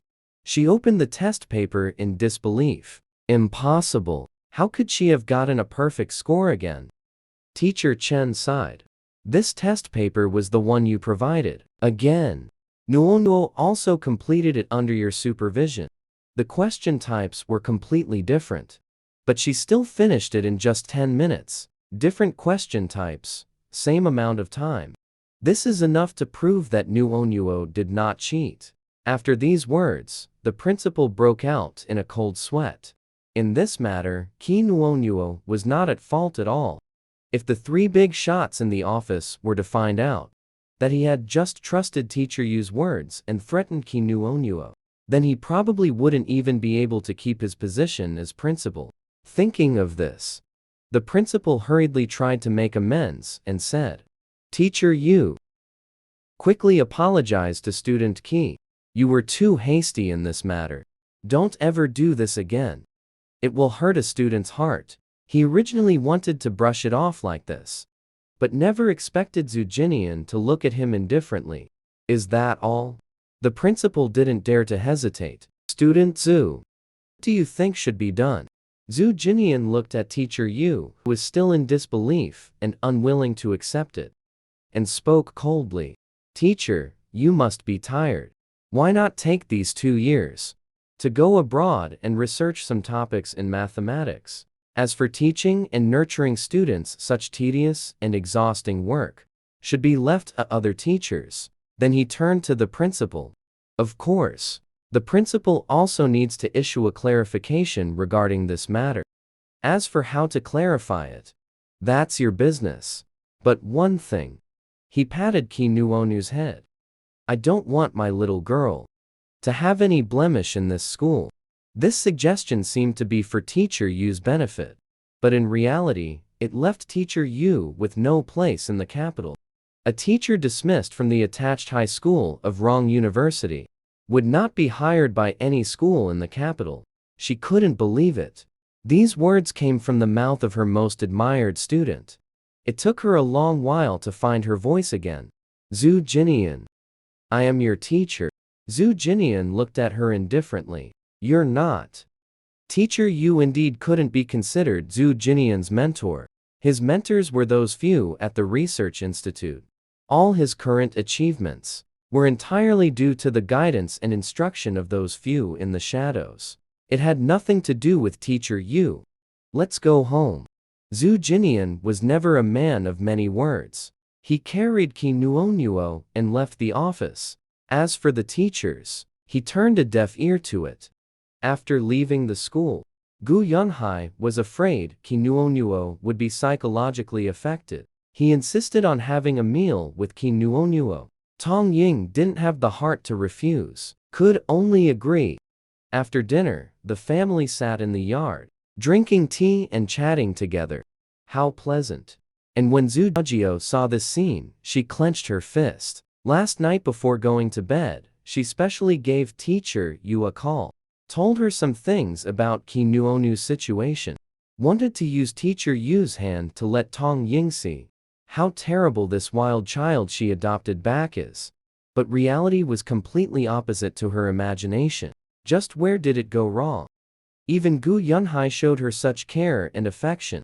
It seemed like she could feel someone staring at her. Qi Nuonuo furrowed her delicate brows and looked up in the direction. But she didn't catch any sight of a figure. At that moment, Tong Ying's phone rang. Zhu Huanshan, who was on a business trip, had sent a video call. I heard Meng Bao was bullied at school today.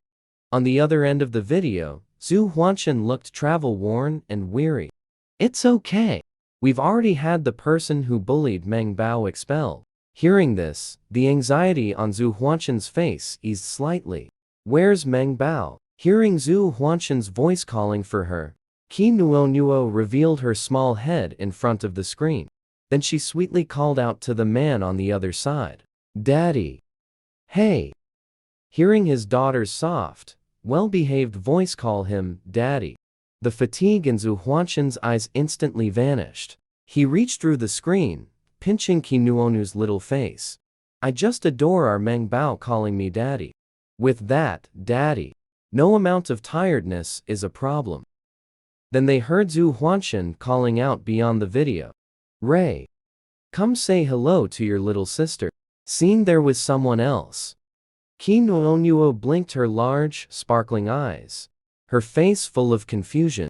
The aloof and indifferent esports champion was nothing but a happy puppy in front of his little sister.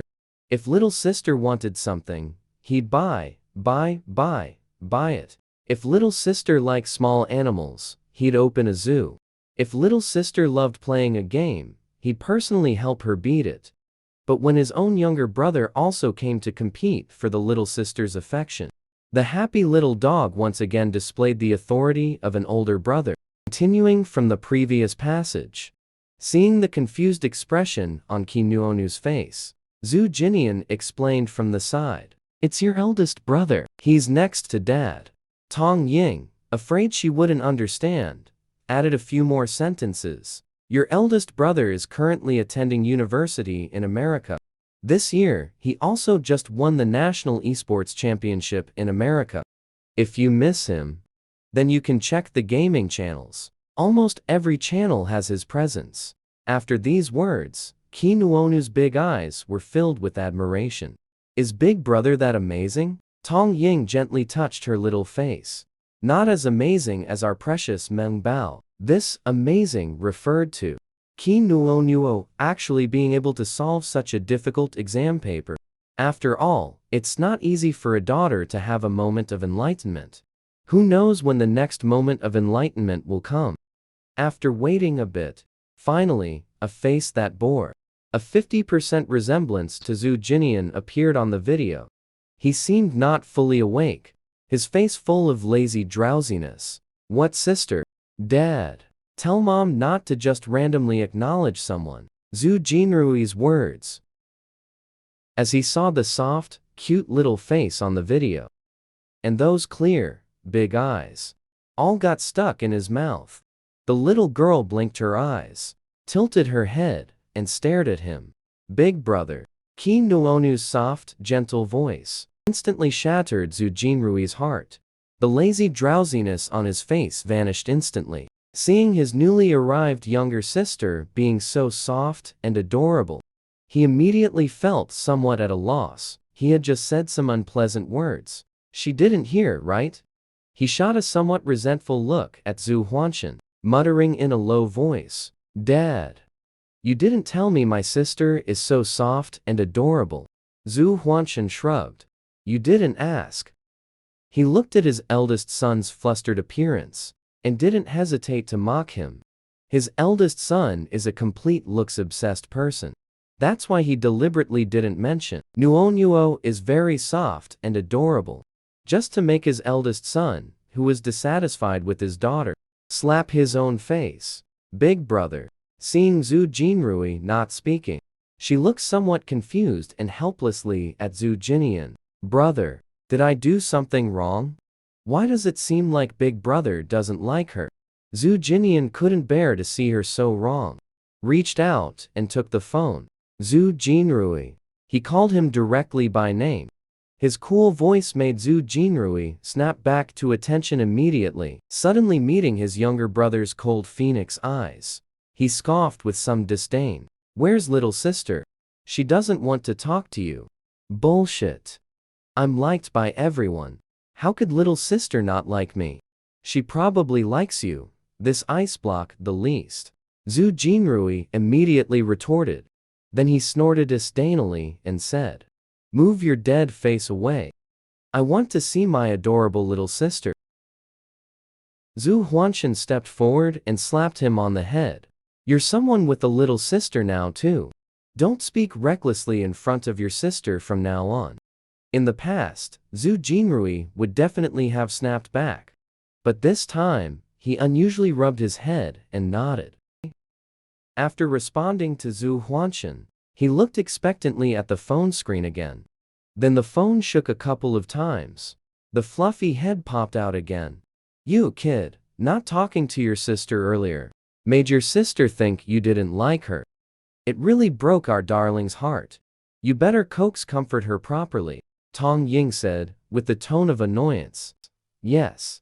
Zhu Jinrui nodded good-naturedly. He looked at the cute and adorable little girl on the screen. What's your name? Little sister is only 5 years old this year. In the future, when Big Brother holds your little hand and walks on the street, others might think you're my daughter. My name is Zhu Jinrui. I'm 18 this year. I'm the big brother to all of you, including that ice block next to you. He has to call me Big Brother, too. If that ice block bullies you in the future, you can come to Big Brother for help. Do you have a phone, little sister? Later, Big Brother will tell you his phone number. You save the number properly. If they bully you, you call Big Brother. Then close your eyes and count to 3. Big Brother will appear in front of you like Superman and beat up all the bad guys who bully our little sister. Qi Nuonuo kept staring at the video screen, at the handsome, sunshiny face, listening carefully to his every word. Then, after Zhu Jinrui finished speaking, she nodded her little head. Is Big Brother Superman? She voiced her doubt, making everyone in the yard unable to hold back their laughter. And Zhu Jinrui, in order to build a powerful image in his little sister's heart, shamelessly nodded. Yes, Big Brother is Superman. Wow! Qi Nuonu's eyes instantly lit up. Big Brother is so amazing. She clapped her little hands. Her eyes filled entirely with admiration for Zhu Jinrui. Zhu Jinrui was really enjoying this kind of flattery. But Zhu Jinian narrowed his eyes dangerously. If you can't appear in 3 seconds, I'll break your legs. Zhu Jinrui was still immersed in his enjoyment when he abruptly heard his younger brother's icy words, instantly shattering all his beautiful fantasies. He glared displeasedly at the extremely cocky face on the video call. He was very angry, but also felt very powerless. Second brother, he directly called for backup. Zhu Jinyu, who was in the middle of packing his things, heard his call and walked over irritably, shoving the sock in his hand directly into his mouth. What are you yelling for? I'm packing. He has to go back to accompany his younger sister. Zhu Jinrui's eyes stung from the stench of the socks. Tears kept streaming down from his eyes. It was unclear if it was truly from the stench, or if he was grieving over his lost image. Hearing his shouts, Zhu Jinyu paid no attention. Only after receiving a look from their old father did he subconsciously glance at the table. There, a phone was standing. On the screen was an icy, expressionless face, and also a small face of Qi Nuonuo. Those large, sparkling eyes were watching their actions with innocence and curiosity. Within just a few seconds, Zhu Jinyu's expression instantly changed. Little sister, call me second brother. What second brother? He doesn't deserve it. Zhu Jinrui had originally called Zhu Jinyu over to help, who knew that not only did he not help, but he also ruined his image. And now, he still wants little sister to call him second brother? Wishful thinking. Zhu Jinyu bumped Zhu Jinrui aside with his hip. Propping his face with his hands, he struck a handsome pose. Little sister, don't listen to this dog's nonsense. He's not a good dog. Nothing but trash comes out of his mouth. Quick, call me second brother. Second brother will fly back tomorrow morning to take the little princess to school. Originally, he could have picked up his little sister after school today, but he was dragged by his unscrupulous old dad to come on a business trip and do hard labor, missing the chance to leave school together with his little sister. He feels like he's really missed out on the whole world. What? You actually took your little sister to school? Zhu Jinrui climbed up from the ground. He shouted noisily. Zhu Jinyu smugly raised an eyebrow. Isn't that right? Not only did I take my little sister to school, I also had a warm breakfast with her. Not only that, I also told my little sister a bedtime story. These are all the memories my little sister and I cherish the most. They can become beautiful memories we look back on when we grow up. Zhu Jinyu clutched his injured little heart. He whimpered, biting his lip. In the end, I'm the one who shouldered everything. Seeing these two meaninglessly fighting, Zhu Jinian raised his hand and covered Qi Nuonu's eyes. Noticing the little girl's struggle, he said coolly, "Don't look. It's a eat-dog world." Hearing this, the two over there immediately set aside their internal conflict and began to unite against the common enemy. Zhu Jinian, who are you calling a dog? Stinky turtle.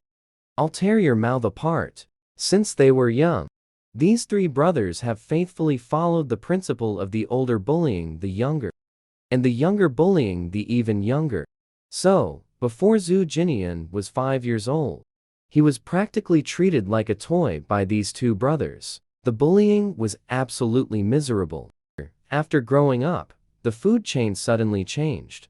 The originally perpetually bullied youngest brother suddenly became the one at the very top of the food chain, started to make the two strong ones dance to his tune, often made them experience the despair of ups and downs. So after enduring multiple instances of despair, the two brothers began to tacitly accept this suddenly changed food chain. As for the youngest brother standing at the top of the food chain, they could only talk big and make fierce remarks, but dared not take any other clear actions. A cold, clear laugh instantly made the two brothers recall some unpleasant memories. Their expressions changed. Both turned their gazes uniformly towards the soft and adorable younger sister. Little sister, second older brother will be back tomorrow. What beautiful toys or clothes do you want? You just tell second older brother. Second older brother will go out and buy them for you later. Hearing this, Zhu Jinrui did not yield in the slightest. He directly took out a black card and slapped it on the table. Whatever little sister wants, tell big older brother all of it. Big older brother lacks everything, except he definitely doesn't lack money. Even if little sister wants the whole world, big older brother will buy it for you. Seeing these two engaging in such a childish competition, Tong Ying curled her lips in speechless disdain. I asked you two to buy me 2 diamonds. How come after several months you still haven't bought them? Can you not be so discriminatory? The two brothers turned a deaf ear to their mother's words. Their eyes, full of eager expectation, fixed on Qi Nuonuo in the video call. Little sister, don't be polite. Yes. Little sister, hurry up and say it. Don't stand on ceremony with your older brothers. We are all one family. Qi Nuo, whether before or after crossing over, has never been liked so much before. She looked at Zhu Jinyu and Zhu Jinrui, who were so eager they wished they could rush into the phone and take her hand to go on all kinds of shopping sprees. She couldn't help but feel happy from the bottom of her heart. She smiled sweetly, revealing her adorable dimples. Thank you, big brother, second brother. I've been completely melted by my little sister's cuteness. Zhu Jinrui clutched his little heart. He really couldn't handle such a cute little sister. As long as his little sister smiled at him, he would give her the whole world. Little sister, you wait for me. Second brother will fly back soon. Hearing the words of her two sons, Tong Ying couldn't help but laugh. Thinking of Zhu Zhaojio upstairs, she felt a bit guilty in her heart. She patted Qi Nuonu's head, then got up and entered the villa. Standing outside Zhu Zhaojio's bedroom door, she raised her hand and knocked. Zhaojio, are you asleep? Zhu Zhaojio, who was in the middle of learning how to put on makeup, heard her voice and immediately stuffed all the makeup into the cabinet. Then she got up and ran into the bathroom. After washing off all the makeup on her face, she slowly opened the bedroom door. Auntie, it's so late, aren't you asleep yet? She rubbed her eyes, looking sleepy. Seeing her like this, Tong Ying thought she had disturbed her sleep. hastily pulling her hand, entered the room. Noticed she wasn't even wearing slippers, both heart-ached and full of reproach in the eyes. "You're such a big kid already. How come you still don't take good care of your health? The floor is so cold at night. And you dare not wear shoes. When you grow into a young lady, you'll suffer the consequences," while scolding her. While picking up the slippers Zhu Jiaojio had thrown aside, neatly placed them by the bed. "You must wear slippers from now on. Understand?" Zhu Jiaojio didn't see the doting in Tong Ying's eyes. Instead, she felt Tong Ying was very impatient with her. Felt somewhat annoyed by this lecturing from Tong Ying. But for the sake of those new season clothes, she still obediently nodded. I won't do it again." Tong Ying felt something was a bit off about Zhu Jiaojio.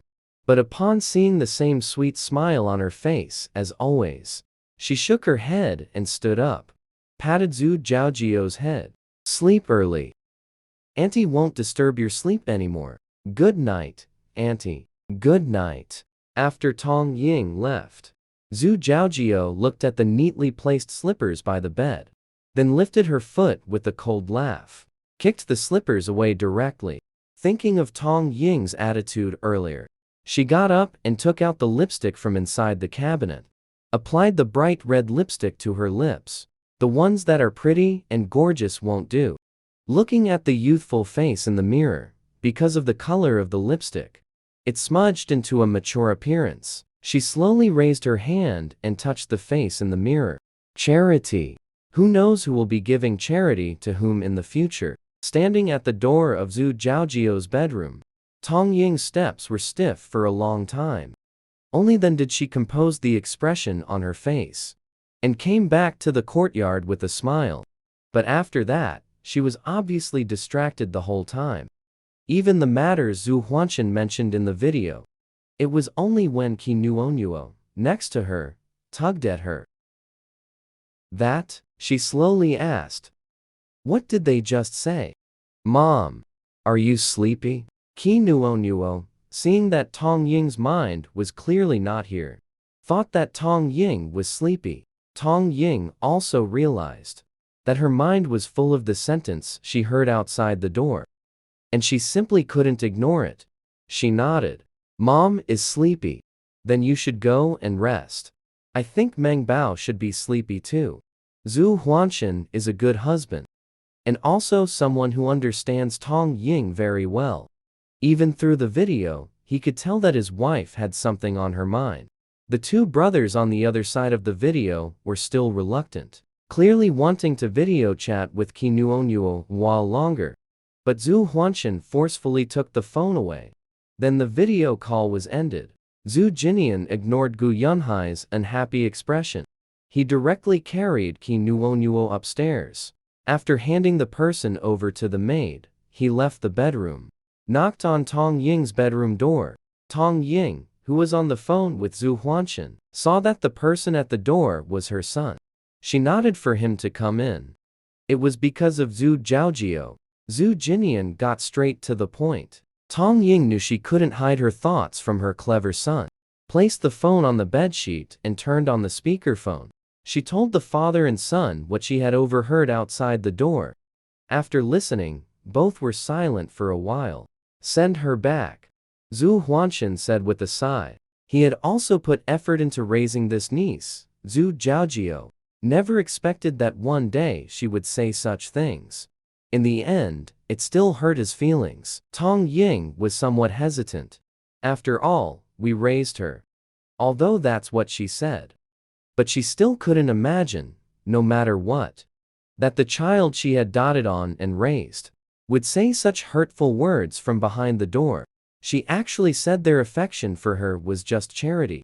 Zhu Huanshan knew his wife couldn't bear to let go. "After all, she is not our biological daughter." That one sentence shattered all of Tong Ying's resolve. She looked gloomily at Zhu Jinian. "Do you think so too?" Zhu Jinian nodded. "I've thought about it for a long time. There's something you've never known. At first, my second brother and I fell into the icy river and almost died. It wasn't the little girl next door who pushed us in. It was Zhu Zhaojio. She was the one who pushed second brother into the river. Hearing this, Tong Ying's body stiffened. How is that possible? The incident with Jinyu happened 5 years ago. At that time, Zhu Zhaojio was only 5 years old. Her eyes were filled with disbelief. But she had no choice but to believe it. Because she knew clearly that Zhu Jinian would absolutely not lie. Why would she do such a thing? He was her own brother. Tong Ying's whole body was trembling. Zhu Zhaojio was a child she had doted on as she grew up. Whenever there was anything good, she would think of this child. Now, hearing that her beloved niece actually tried to harm her son, she really couldn't accept it. Zhu Jinian pressed his thin lips together. What she needs is material things, not familial affection. Jinian. Zhu Huanshan on the other end of the phone shouted reproachfully. Zhu Jinian looked at his mother, her face covered in tears, and frowned slightly. I don't want Meng Bao to get hurt because she stood in her way. The two words, Meng Bao, made Tong Ying slowly snap out of her incredulous grief. Her beautiful, tear-filled eyes looked at her son. Zhu Jinian was as aloof as ever. But beneath those phoenix eyes, a bloodthirsty ferocity arose. She quickly reached out, grabbed his hand, and patted it. Mom knows what to do. When it comes down to it, all mothers have selfish thoughts. Although she loves Zhu Zhaojio very much, she also feels sorry for her own son. The incident 5 years ago left a severe psychological shadow on the younger son. It was also the key cause of the younger son's autism. Now that she knows who the culprit from back then was, Tong Ying doesn't consider herself that noble. Even though she loves her, she still cannot forgive, just because she was afraid of losing her father's favor. The older sister spread rumors at school that her younger sister cheated. She even dragged her younger sister and caused her to fall down the stairs. But when they went to the hospital for a blood transfusion, they discovered that she was actually a fake heiress. After resolving the matter of teacher Yu falsely accusing Nuonuo of cheating, the next day, Nuonuo arrived at school, only to find that she was still being isolated by her classmates. Look at Qi Nuonu's guilty conscience. It must be because she got caught cheating. I really hate classmates who cheat. From now on, I'm going to stay away from her. Me too. Fu Yi immediately defended Nuonuo after hearing this. You can't talk about Nuonuo like that. The teacher hasn't even said she cheated. You can't slander her like this. But Ceci said she heard it with her own ears. Ceci's grades are so good. She never tells lies. While the children were arguing, Teacher Chen walked into the classroom holding a textbook. He took a few minutes to say, classmates should help each other. Do not believe those untrustworthy words. Teacher Chen's original intention was to stop the rumors, but he didn't expect that just because he didn't clearly explain the matter of Nuonuo. It made everyone even more certain that Nuonuo had actually cheated. After class, Qi Nuonuo got up to go to the bathroom. Just after coming out of the bathroom, Gu Sisi blocked her path. Qi Nuonuo clearly sensed hostility. Is something wrong? Out of politeness, she still asked. Qi Nuonuo, I am older than you. You should call me older sister. I might not dislike you so much then. But you have to promise me. You cannot compete with me for dad's affection. And you cannot tell the classmates that you and I share the same father. As long as you agree to these, I will be good friends with you. In the future, no one at school will dare to bully you. Gu Sisi said, her gaze falling on Qi Nuonu's delicate little face. I've thought for a long time about accepting you as a younger sister. Others want to call me older sister, and I don't even agree. Her tone made it sound like some great favor. Qi Nuonuo wasn't stupid. If she agreed to Sisi today, tomorrow she would be pushed down and trampled. After all, Gu Sisi's dislike for her was as obvious as it could be. I have an older sister at home. I don't need to accept you as my older sister. Gu Sisi's temper flared up immediately after being rejected. Qi Nuonuo, don't think that just because dad likes you, You can act all high and mighty in front of me. I'm telling you. You're just an unwanted wild girl. Your mom is a cheap homewrecker. You're the shameless daughter of a homewrecker. After scolding, Goosey snorted arrogantly again. I'll give you one more chance. Agree to what I said earlier, and I'll let the classmates play with you. If you don't agree, then neither I nor the classmates will be friends with the homewrecker's daughter like you. Last night, Dad came back very late. She waited for Dad until she almost fell asleep. After her aunt found out that her father had a daughter outside, she said a lot of things in front of her, telling her that the outside sister is the homewrecker's daughter. A cheap person's child is still cheap. But upon hearing that Kinuonuo was actually working as a maid in the zoo family, she immediately changed her attitude, telling her she needed to build a good relationship with Kinuonuo so that she could get close to the zoo family brothers. As long as she was liked by the zoo family brothers, then she could make the zoo family brothers drive Kinuonuo out. At that time, the unwanted Kinuonuo, she could bully as she pleased. Originally, she had graciously spoken to Kinuonuo, who knew this cheap girl would dare to refuse her request. She's simply asking for a beating. Kinuonuo knew what Goosey was thinking. You want my brothers to be your brothers? I'm telling you. No way. When Goosey heard her speak like this, she was very angry. She raised her hand and was about to hit Kinuonuo, thinking about how her father didn't love her as much anymore. It was all because of Kinuonuo, and also because her aunt said Kinuonu's mother stole the love that her father had for her mother. All this hatred added together, Goosey's blows became heavier. She was a year older than Kinuonuo this year, and also taller than Kinuonuo. She directly grabbed Kinuonu's hair and slammed her head against the stone pillar. Kinuonuo didn't have time to react before a sharp pain shot through her forehead. Then bright red blood flowed down from her forehead. The blood dripped onto the ground, drop by drop. Kinuonuo didn't choose to fight back. Instead, she started crying. Help! I'm bleeding from being hit. Woo! Help me. Brother, come save me quickly. Goosey also snapped back to reality. She looked at Kinuonuo, whose face was covered in blood. There was also a lot of blood on the ground. She was so scared that she froze on the spot. She usually relied on her good looks and being the little princess of the family to bully other classmates, both openly and secretly. But she never did it herself. Instead, her lackeys would do it. This was the first time she had seen such a scene. Goosey was also so scared that she started crying. How can you bleed? If Dad finds out, he won't like her anymore. Goosey cried while accusing Kinuonuo, accusing her of shouldn't bleed from just a bump. Even felt that Kinuonuo was intentionally this miserable, so that Dad would find out. Then Dad wouldn't like her anymore. Ooh, you hit me until I bled. I'm going to tell brother. Kinuonuo covered the wound on her head. Crying, she was about to run to find Zhu Jinian. And Zhu Jinian also happened to come looking for Nuonuo. From far away, he heard the crying. The next second, he collided with a little figure. Zhu Jinian only felt he was seeing the most terrifying scene he had ever seen in his life. And the most heart-stopping picture. The little girl's pale face was completely covered in blood, her small hand covering her forehead. That small hand was also covered in blood. Her school uniform was already stained with blood. She looked like a person made of blood. Brother. Kinuonuo lifted her head. Seeing it was Zhu Jinian, she cried even louder.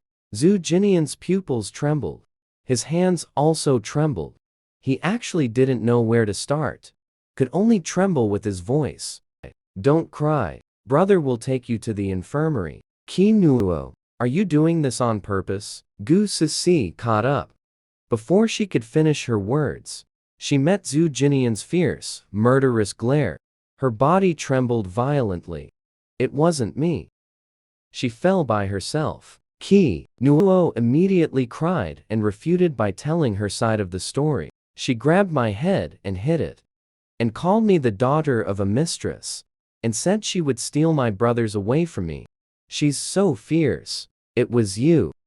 Zhu Jinian's eyes grew even more bloodthirsty. He placed Qi Nuo into Zhu Jinyu's arms, then stepped forward, grabbed Gu Sisi by the collar, and lifted her up. Then, amidst Gu Sisi's terrified cries, slammed her violently against a stone pillar, forcing Gu Sisi's head to split open with a wound even larger than Qi Nuonu's. Only then did he throw the hysterically crying Gu Sisi to the ground. Woo! It hurts so much. Gu Sisi, born with a silver spoon in her mouth, had never even had a scratch before. But now, her head was split open. She was utterly terrified. Zhu Jinyu even stepped forward and kicked her twice, before he and Zhu Jinian carried Nuo to the infirmary. The doctor was also startled. How did this happen? She used alcohol to wipe all the blood from Qi Nuonu's face, finally finding the wound on her forehead. The wound wasn't too deep nor too shallow. The gash was quite large. If she wanted it to heal quickly, it would need stitches. Woo woo.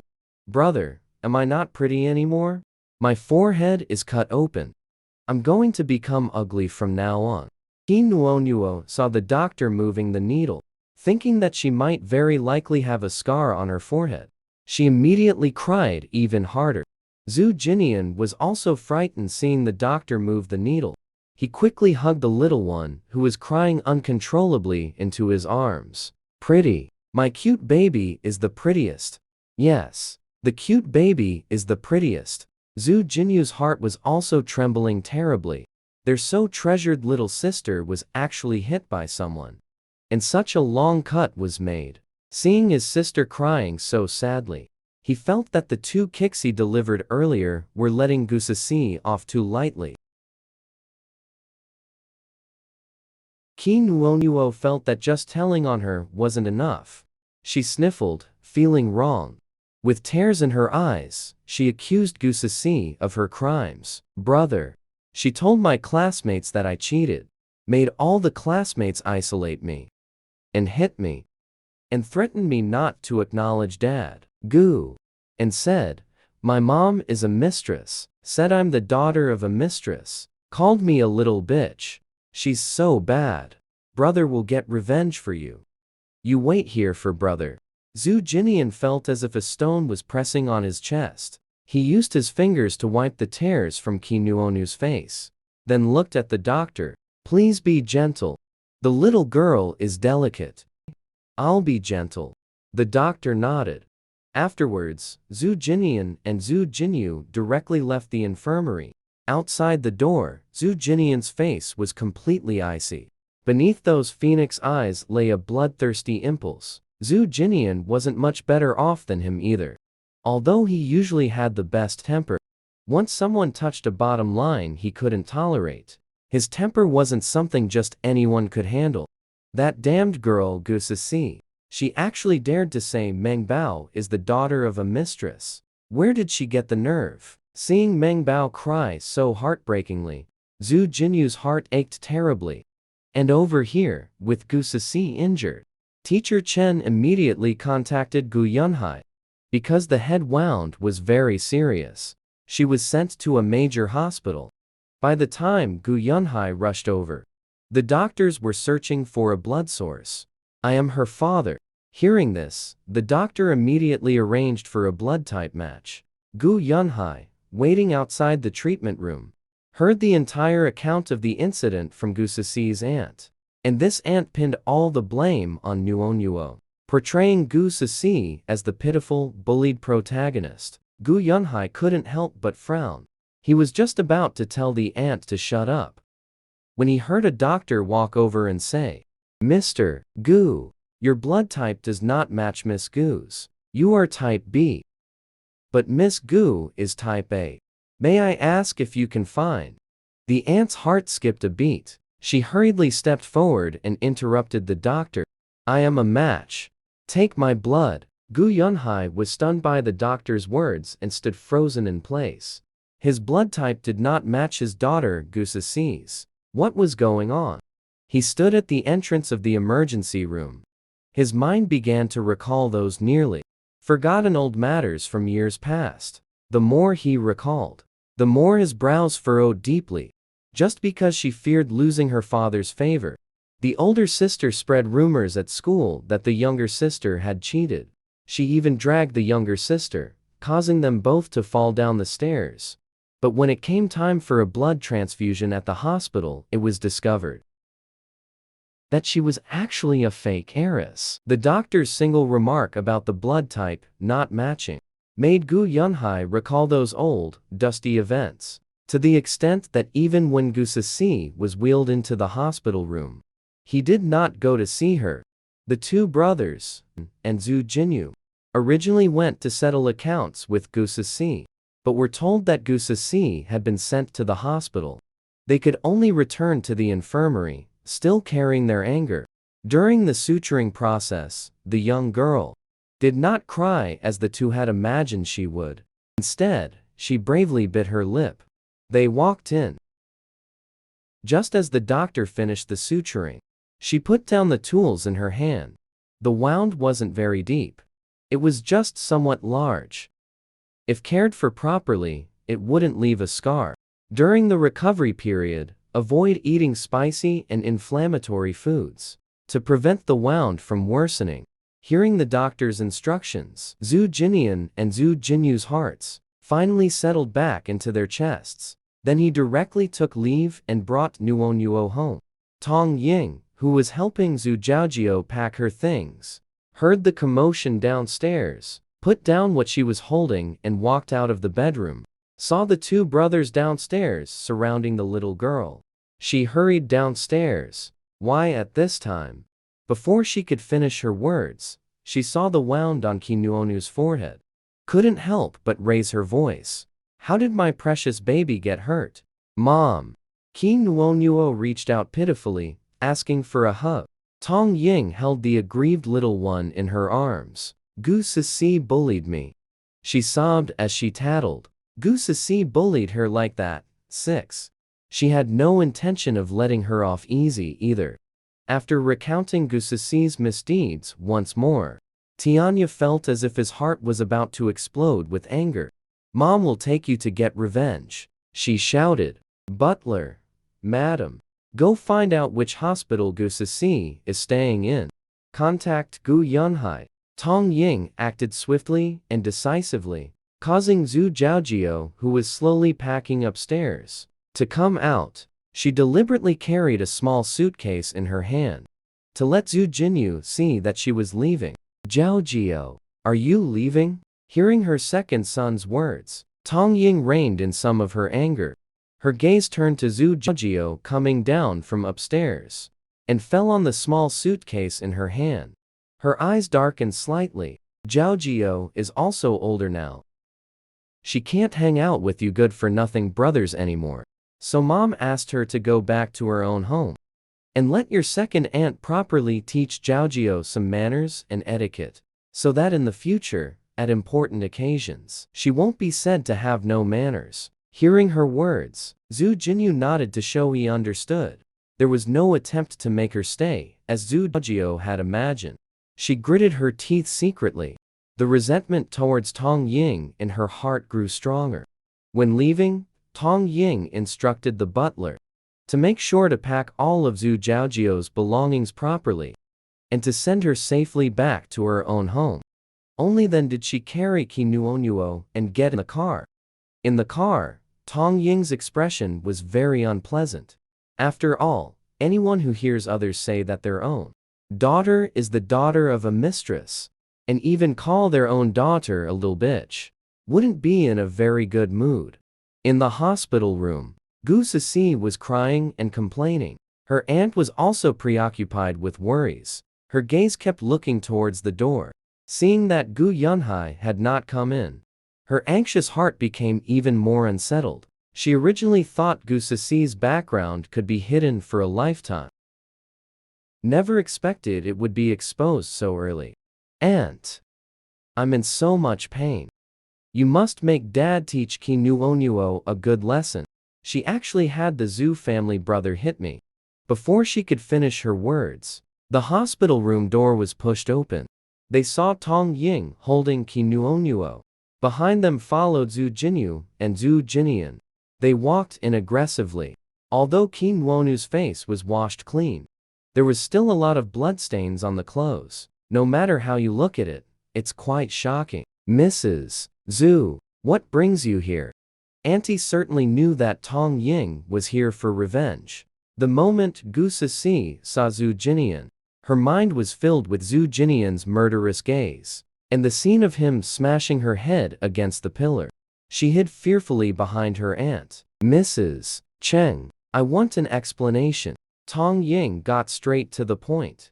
Mrs. Cheng smiled. It's just children playing around. Mrs. Zhu, there's no need to be so. Children playing around? Do your children go around calling others homewrecker and bitch, saying the homewrecker's child is a little bitch, and then dragging Nuonuo by the head to smash it against a pillar? If not for my Mengbo's good fortune, who knows if she'd be lying in the emergency room right now? Zhu Jinyu retorted sharply. If you bully my Mengbao, then you must pay the price. That's right. Nuonuo is the Zhu family's treasure, held dearly in our hands. We can't even bear to let her get the slightest bump or scratch. What right does Gu Sisi have to bully my Mengbao? Who gave her the right? She even called our Mengbao the child of a homewrecker. Did you see it with your own eyes? Or hear it with your own ears? Zhu Jinyu felt very angry. He really didn't understand what kind of education Gu Sisi had received since childhood.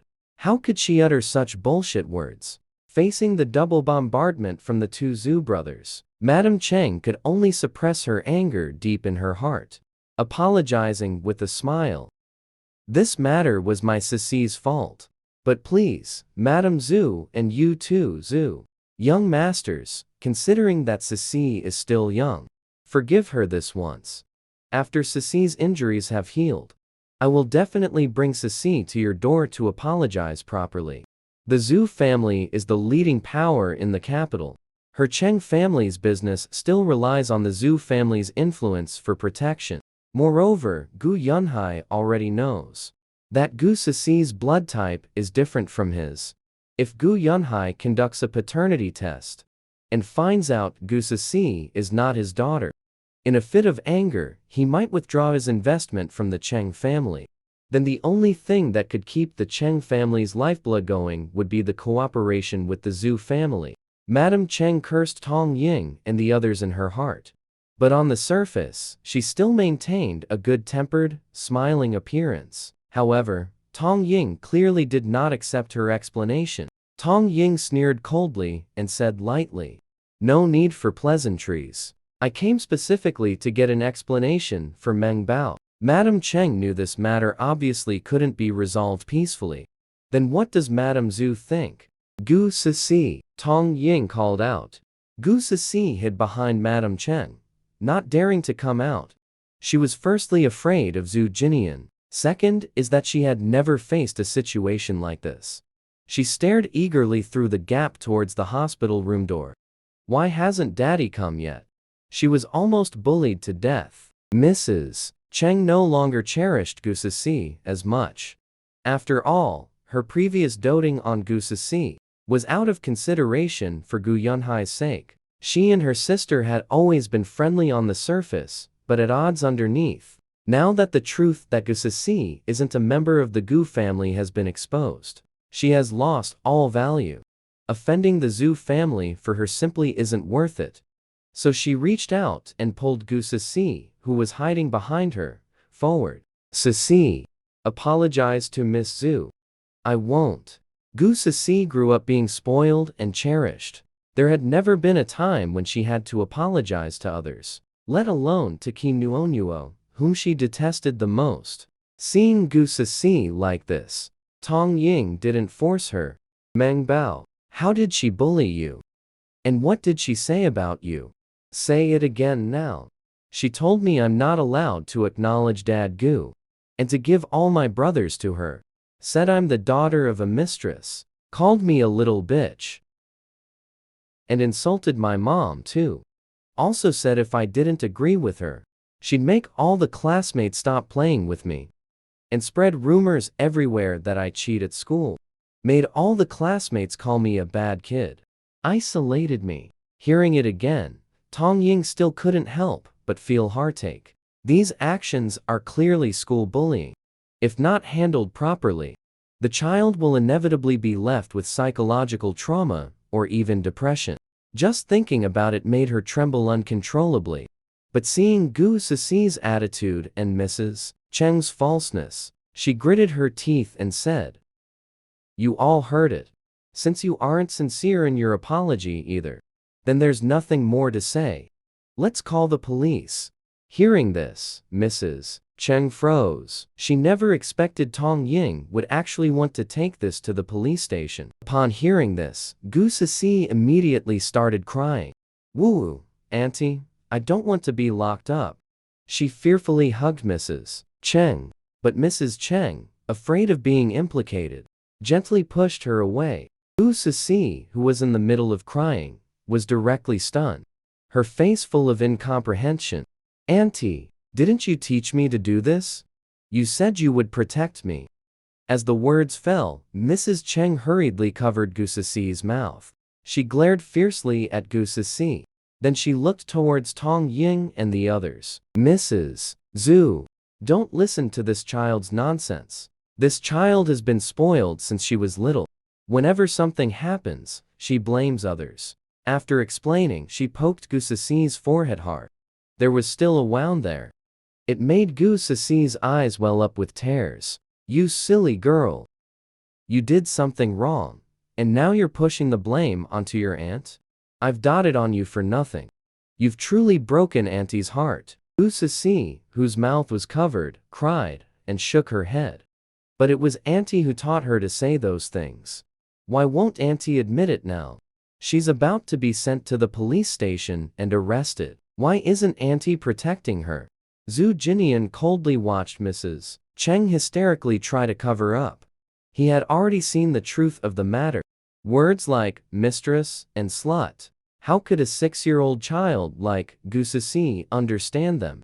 "Mrs. Cheng, if you claim no adult taught her, do you even believe it yourself?" Tong Ying spoke coldly. "And have you forgotten where Gu Ceci's wound is?" Only then did Mrs. Cheng realize she had been poking at Gu Ceci's wound all along. The gauze was now stained a bloody red from her poking. "Call the police directly." Zhu Jinian couldn't be bothered to watch their performance any longer. He made the decision directly. After all, he never intended to let Gu Ceci off easily from the start. Hearing about calling the police, Mrs. Cheng couldn't help but feel guilty. "Third, young master, we are, after all, acquainted friends. And Ceci is still so young. Why don't we sit down and have a proper talk? Whether Nuono wants compensation or an apology, we will fully cooperate. Taking this to the police station wouldn't look good for either of our families' reputations. After all." Mrs. Cheng's words were directly cut off by Zhu Jinian.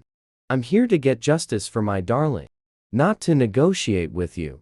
Zhu Jinian's attitude was resolute. Madame Cheng didn't dare say much more. She gritted her teeth and pushed Gu Ceci out. "You wretched beast. Hurry up and apologize to Miss Mengmeng." "I won't. I refuse to apologize to the mistress's daughter." Gu Ceci didn't understand why her aunt was making her apologize to Qi Nuonuo. Clearly, her aunt had said before that she should always maintain her young lady's demeanor in front of the mistress's daughter. Only then would the mistress's daughter understand who the true master is. Gu Ceci cried and screamed, refusing to apologize. Madame Cheng directly slapped her, pressing Gu Ceci down to make her kneel before Qi Nuonuo. Qi Nuonuo now Gu Ceci had been instigated. After all, she's just a child. The adult who instigated her is the one who truly deserves punishment. She buried her head in Zhu Jinian's chest, using action to show she doesn't accept such an apology. Tong Ying instantly understood Nuonu's meaning. She took 2 deep breaths. Ayu. Call the police. Our Zhu family lacks nothing. Since you, Madam Cheng, have no sincerity, then I can only use action to let you and others who want to bully Mengbao know what great cost must be paid for bullying my Mengbao. Hearing this, Madam Cheng's heart sank. She completely lost control of her temper. Her gaze turned gloomy as she looked at the still crying Gu Sisi and harshly roared, "Shut up!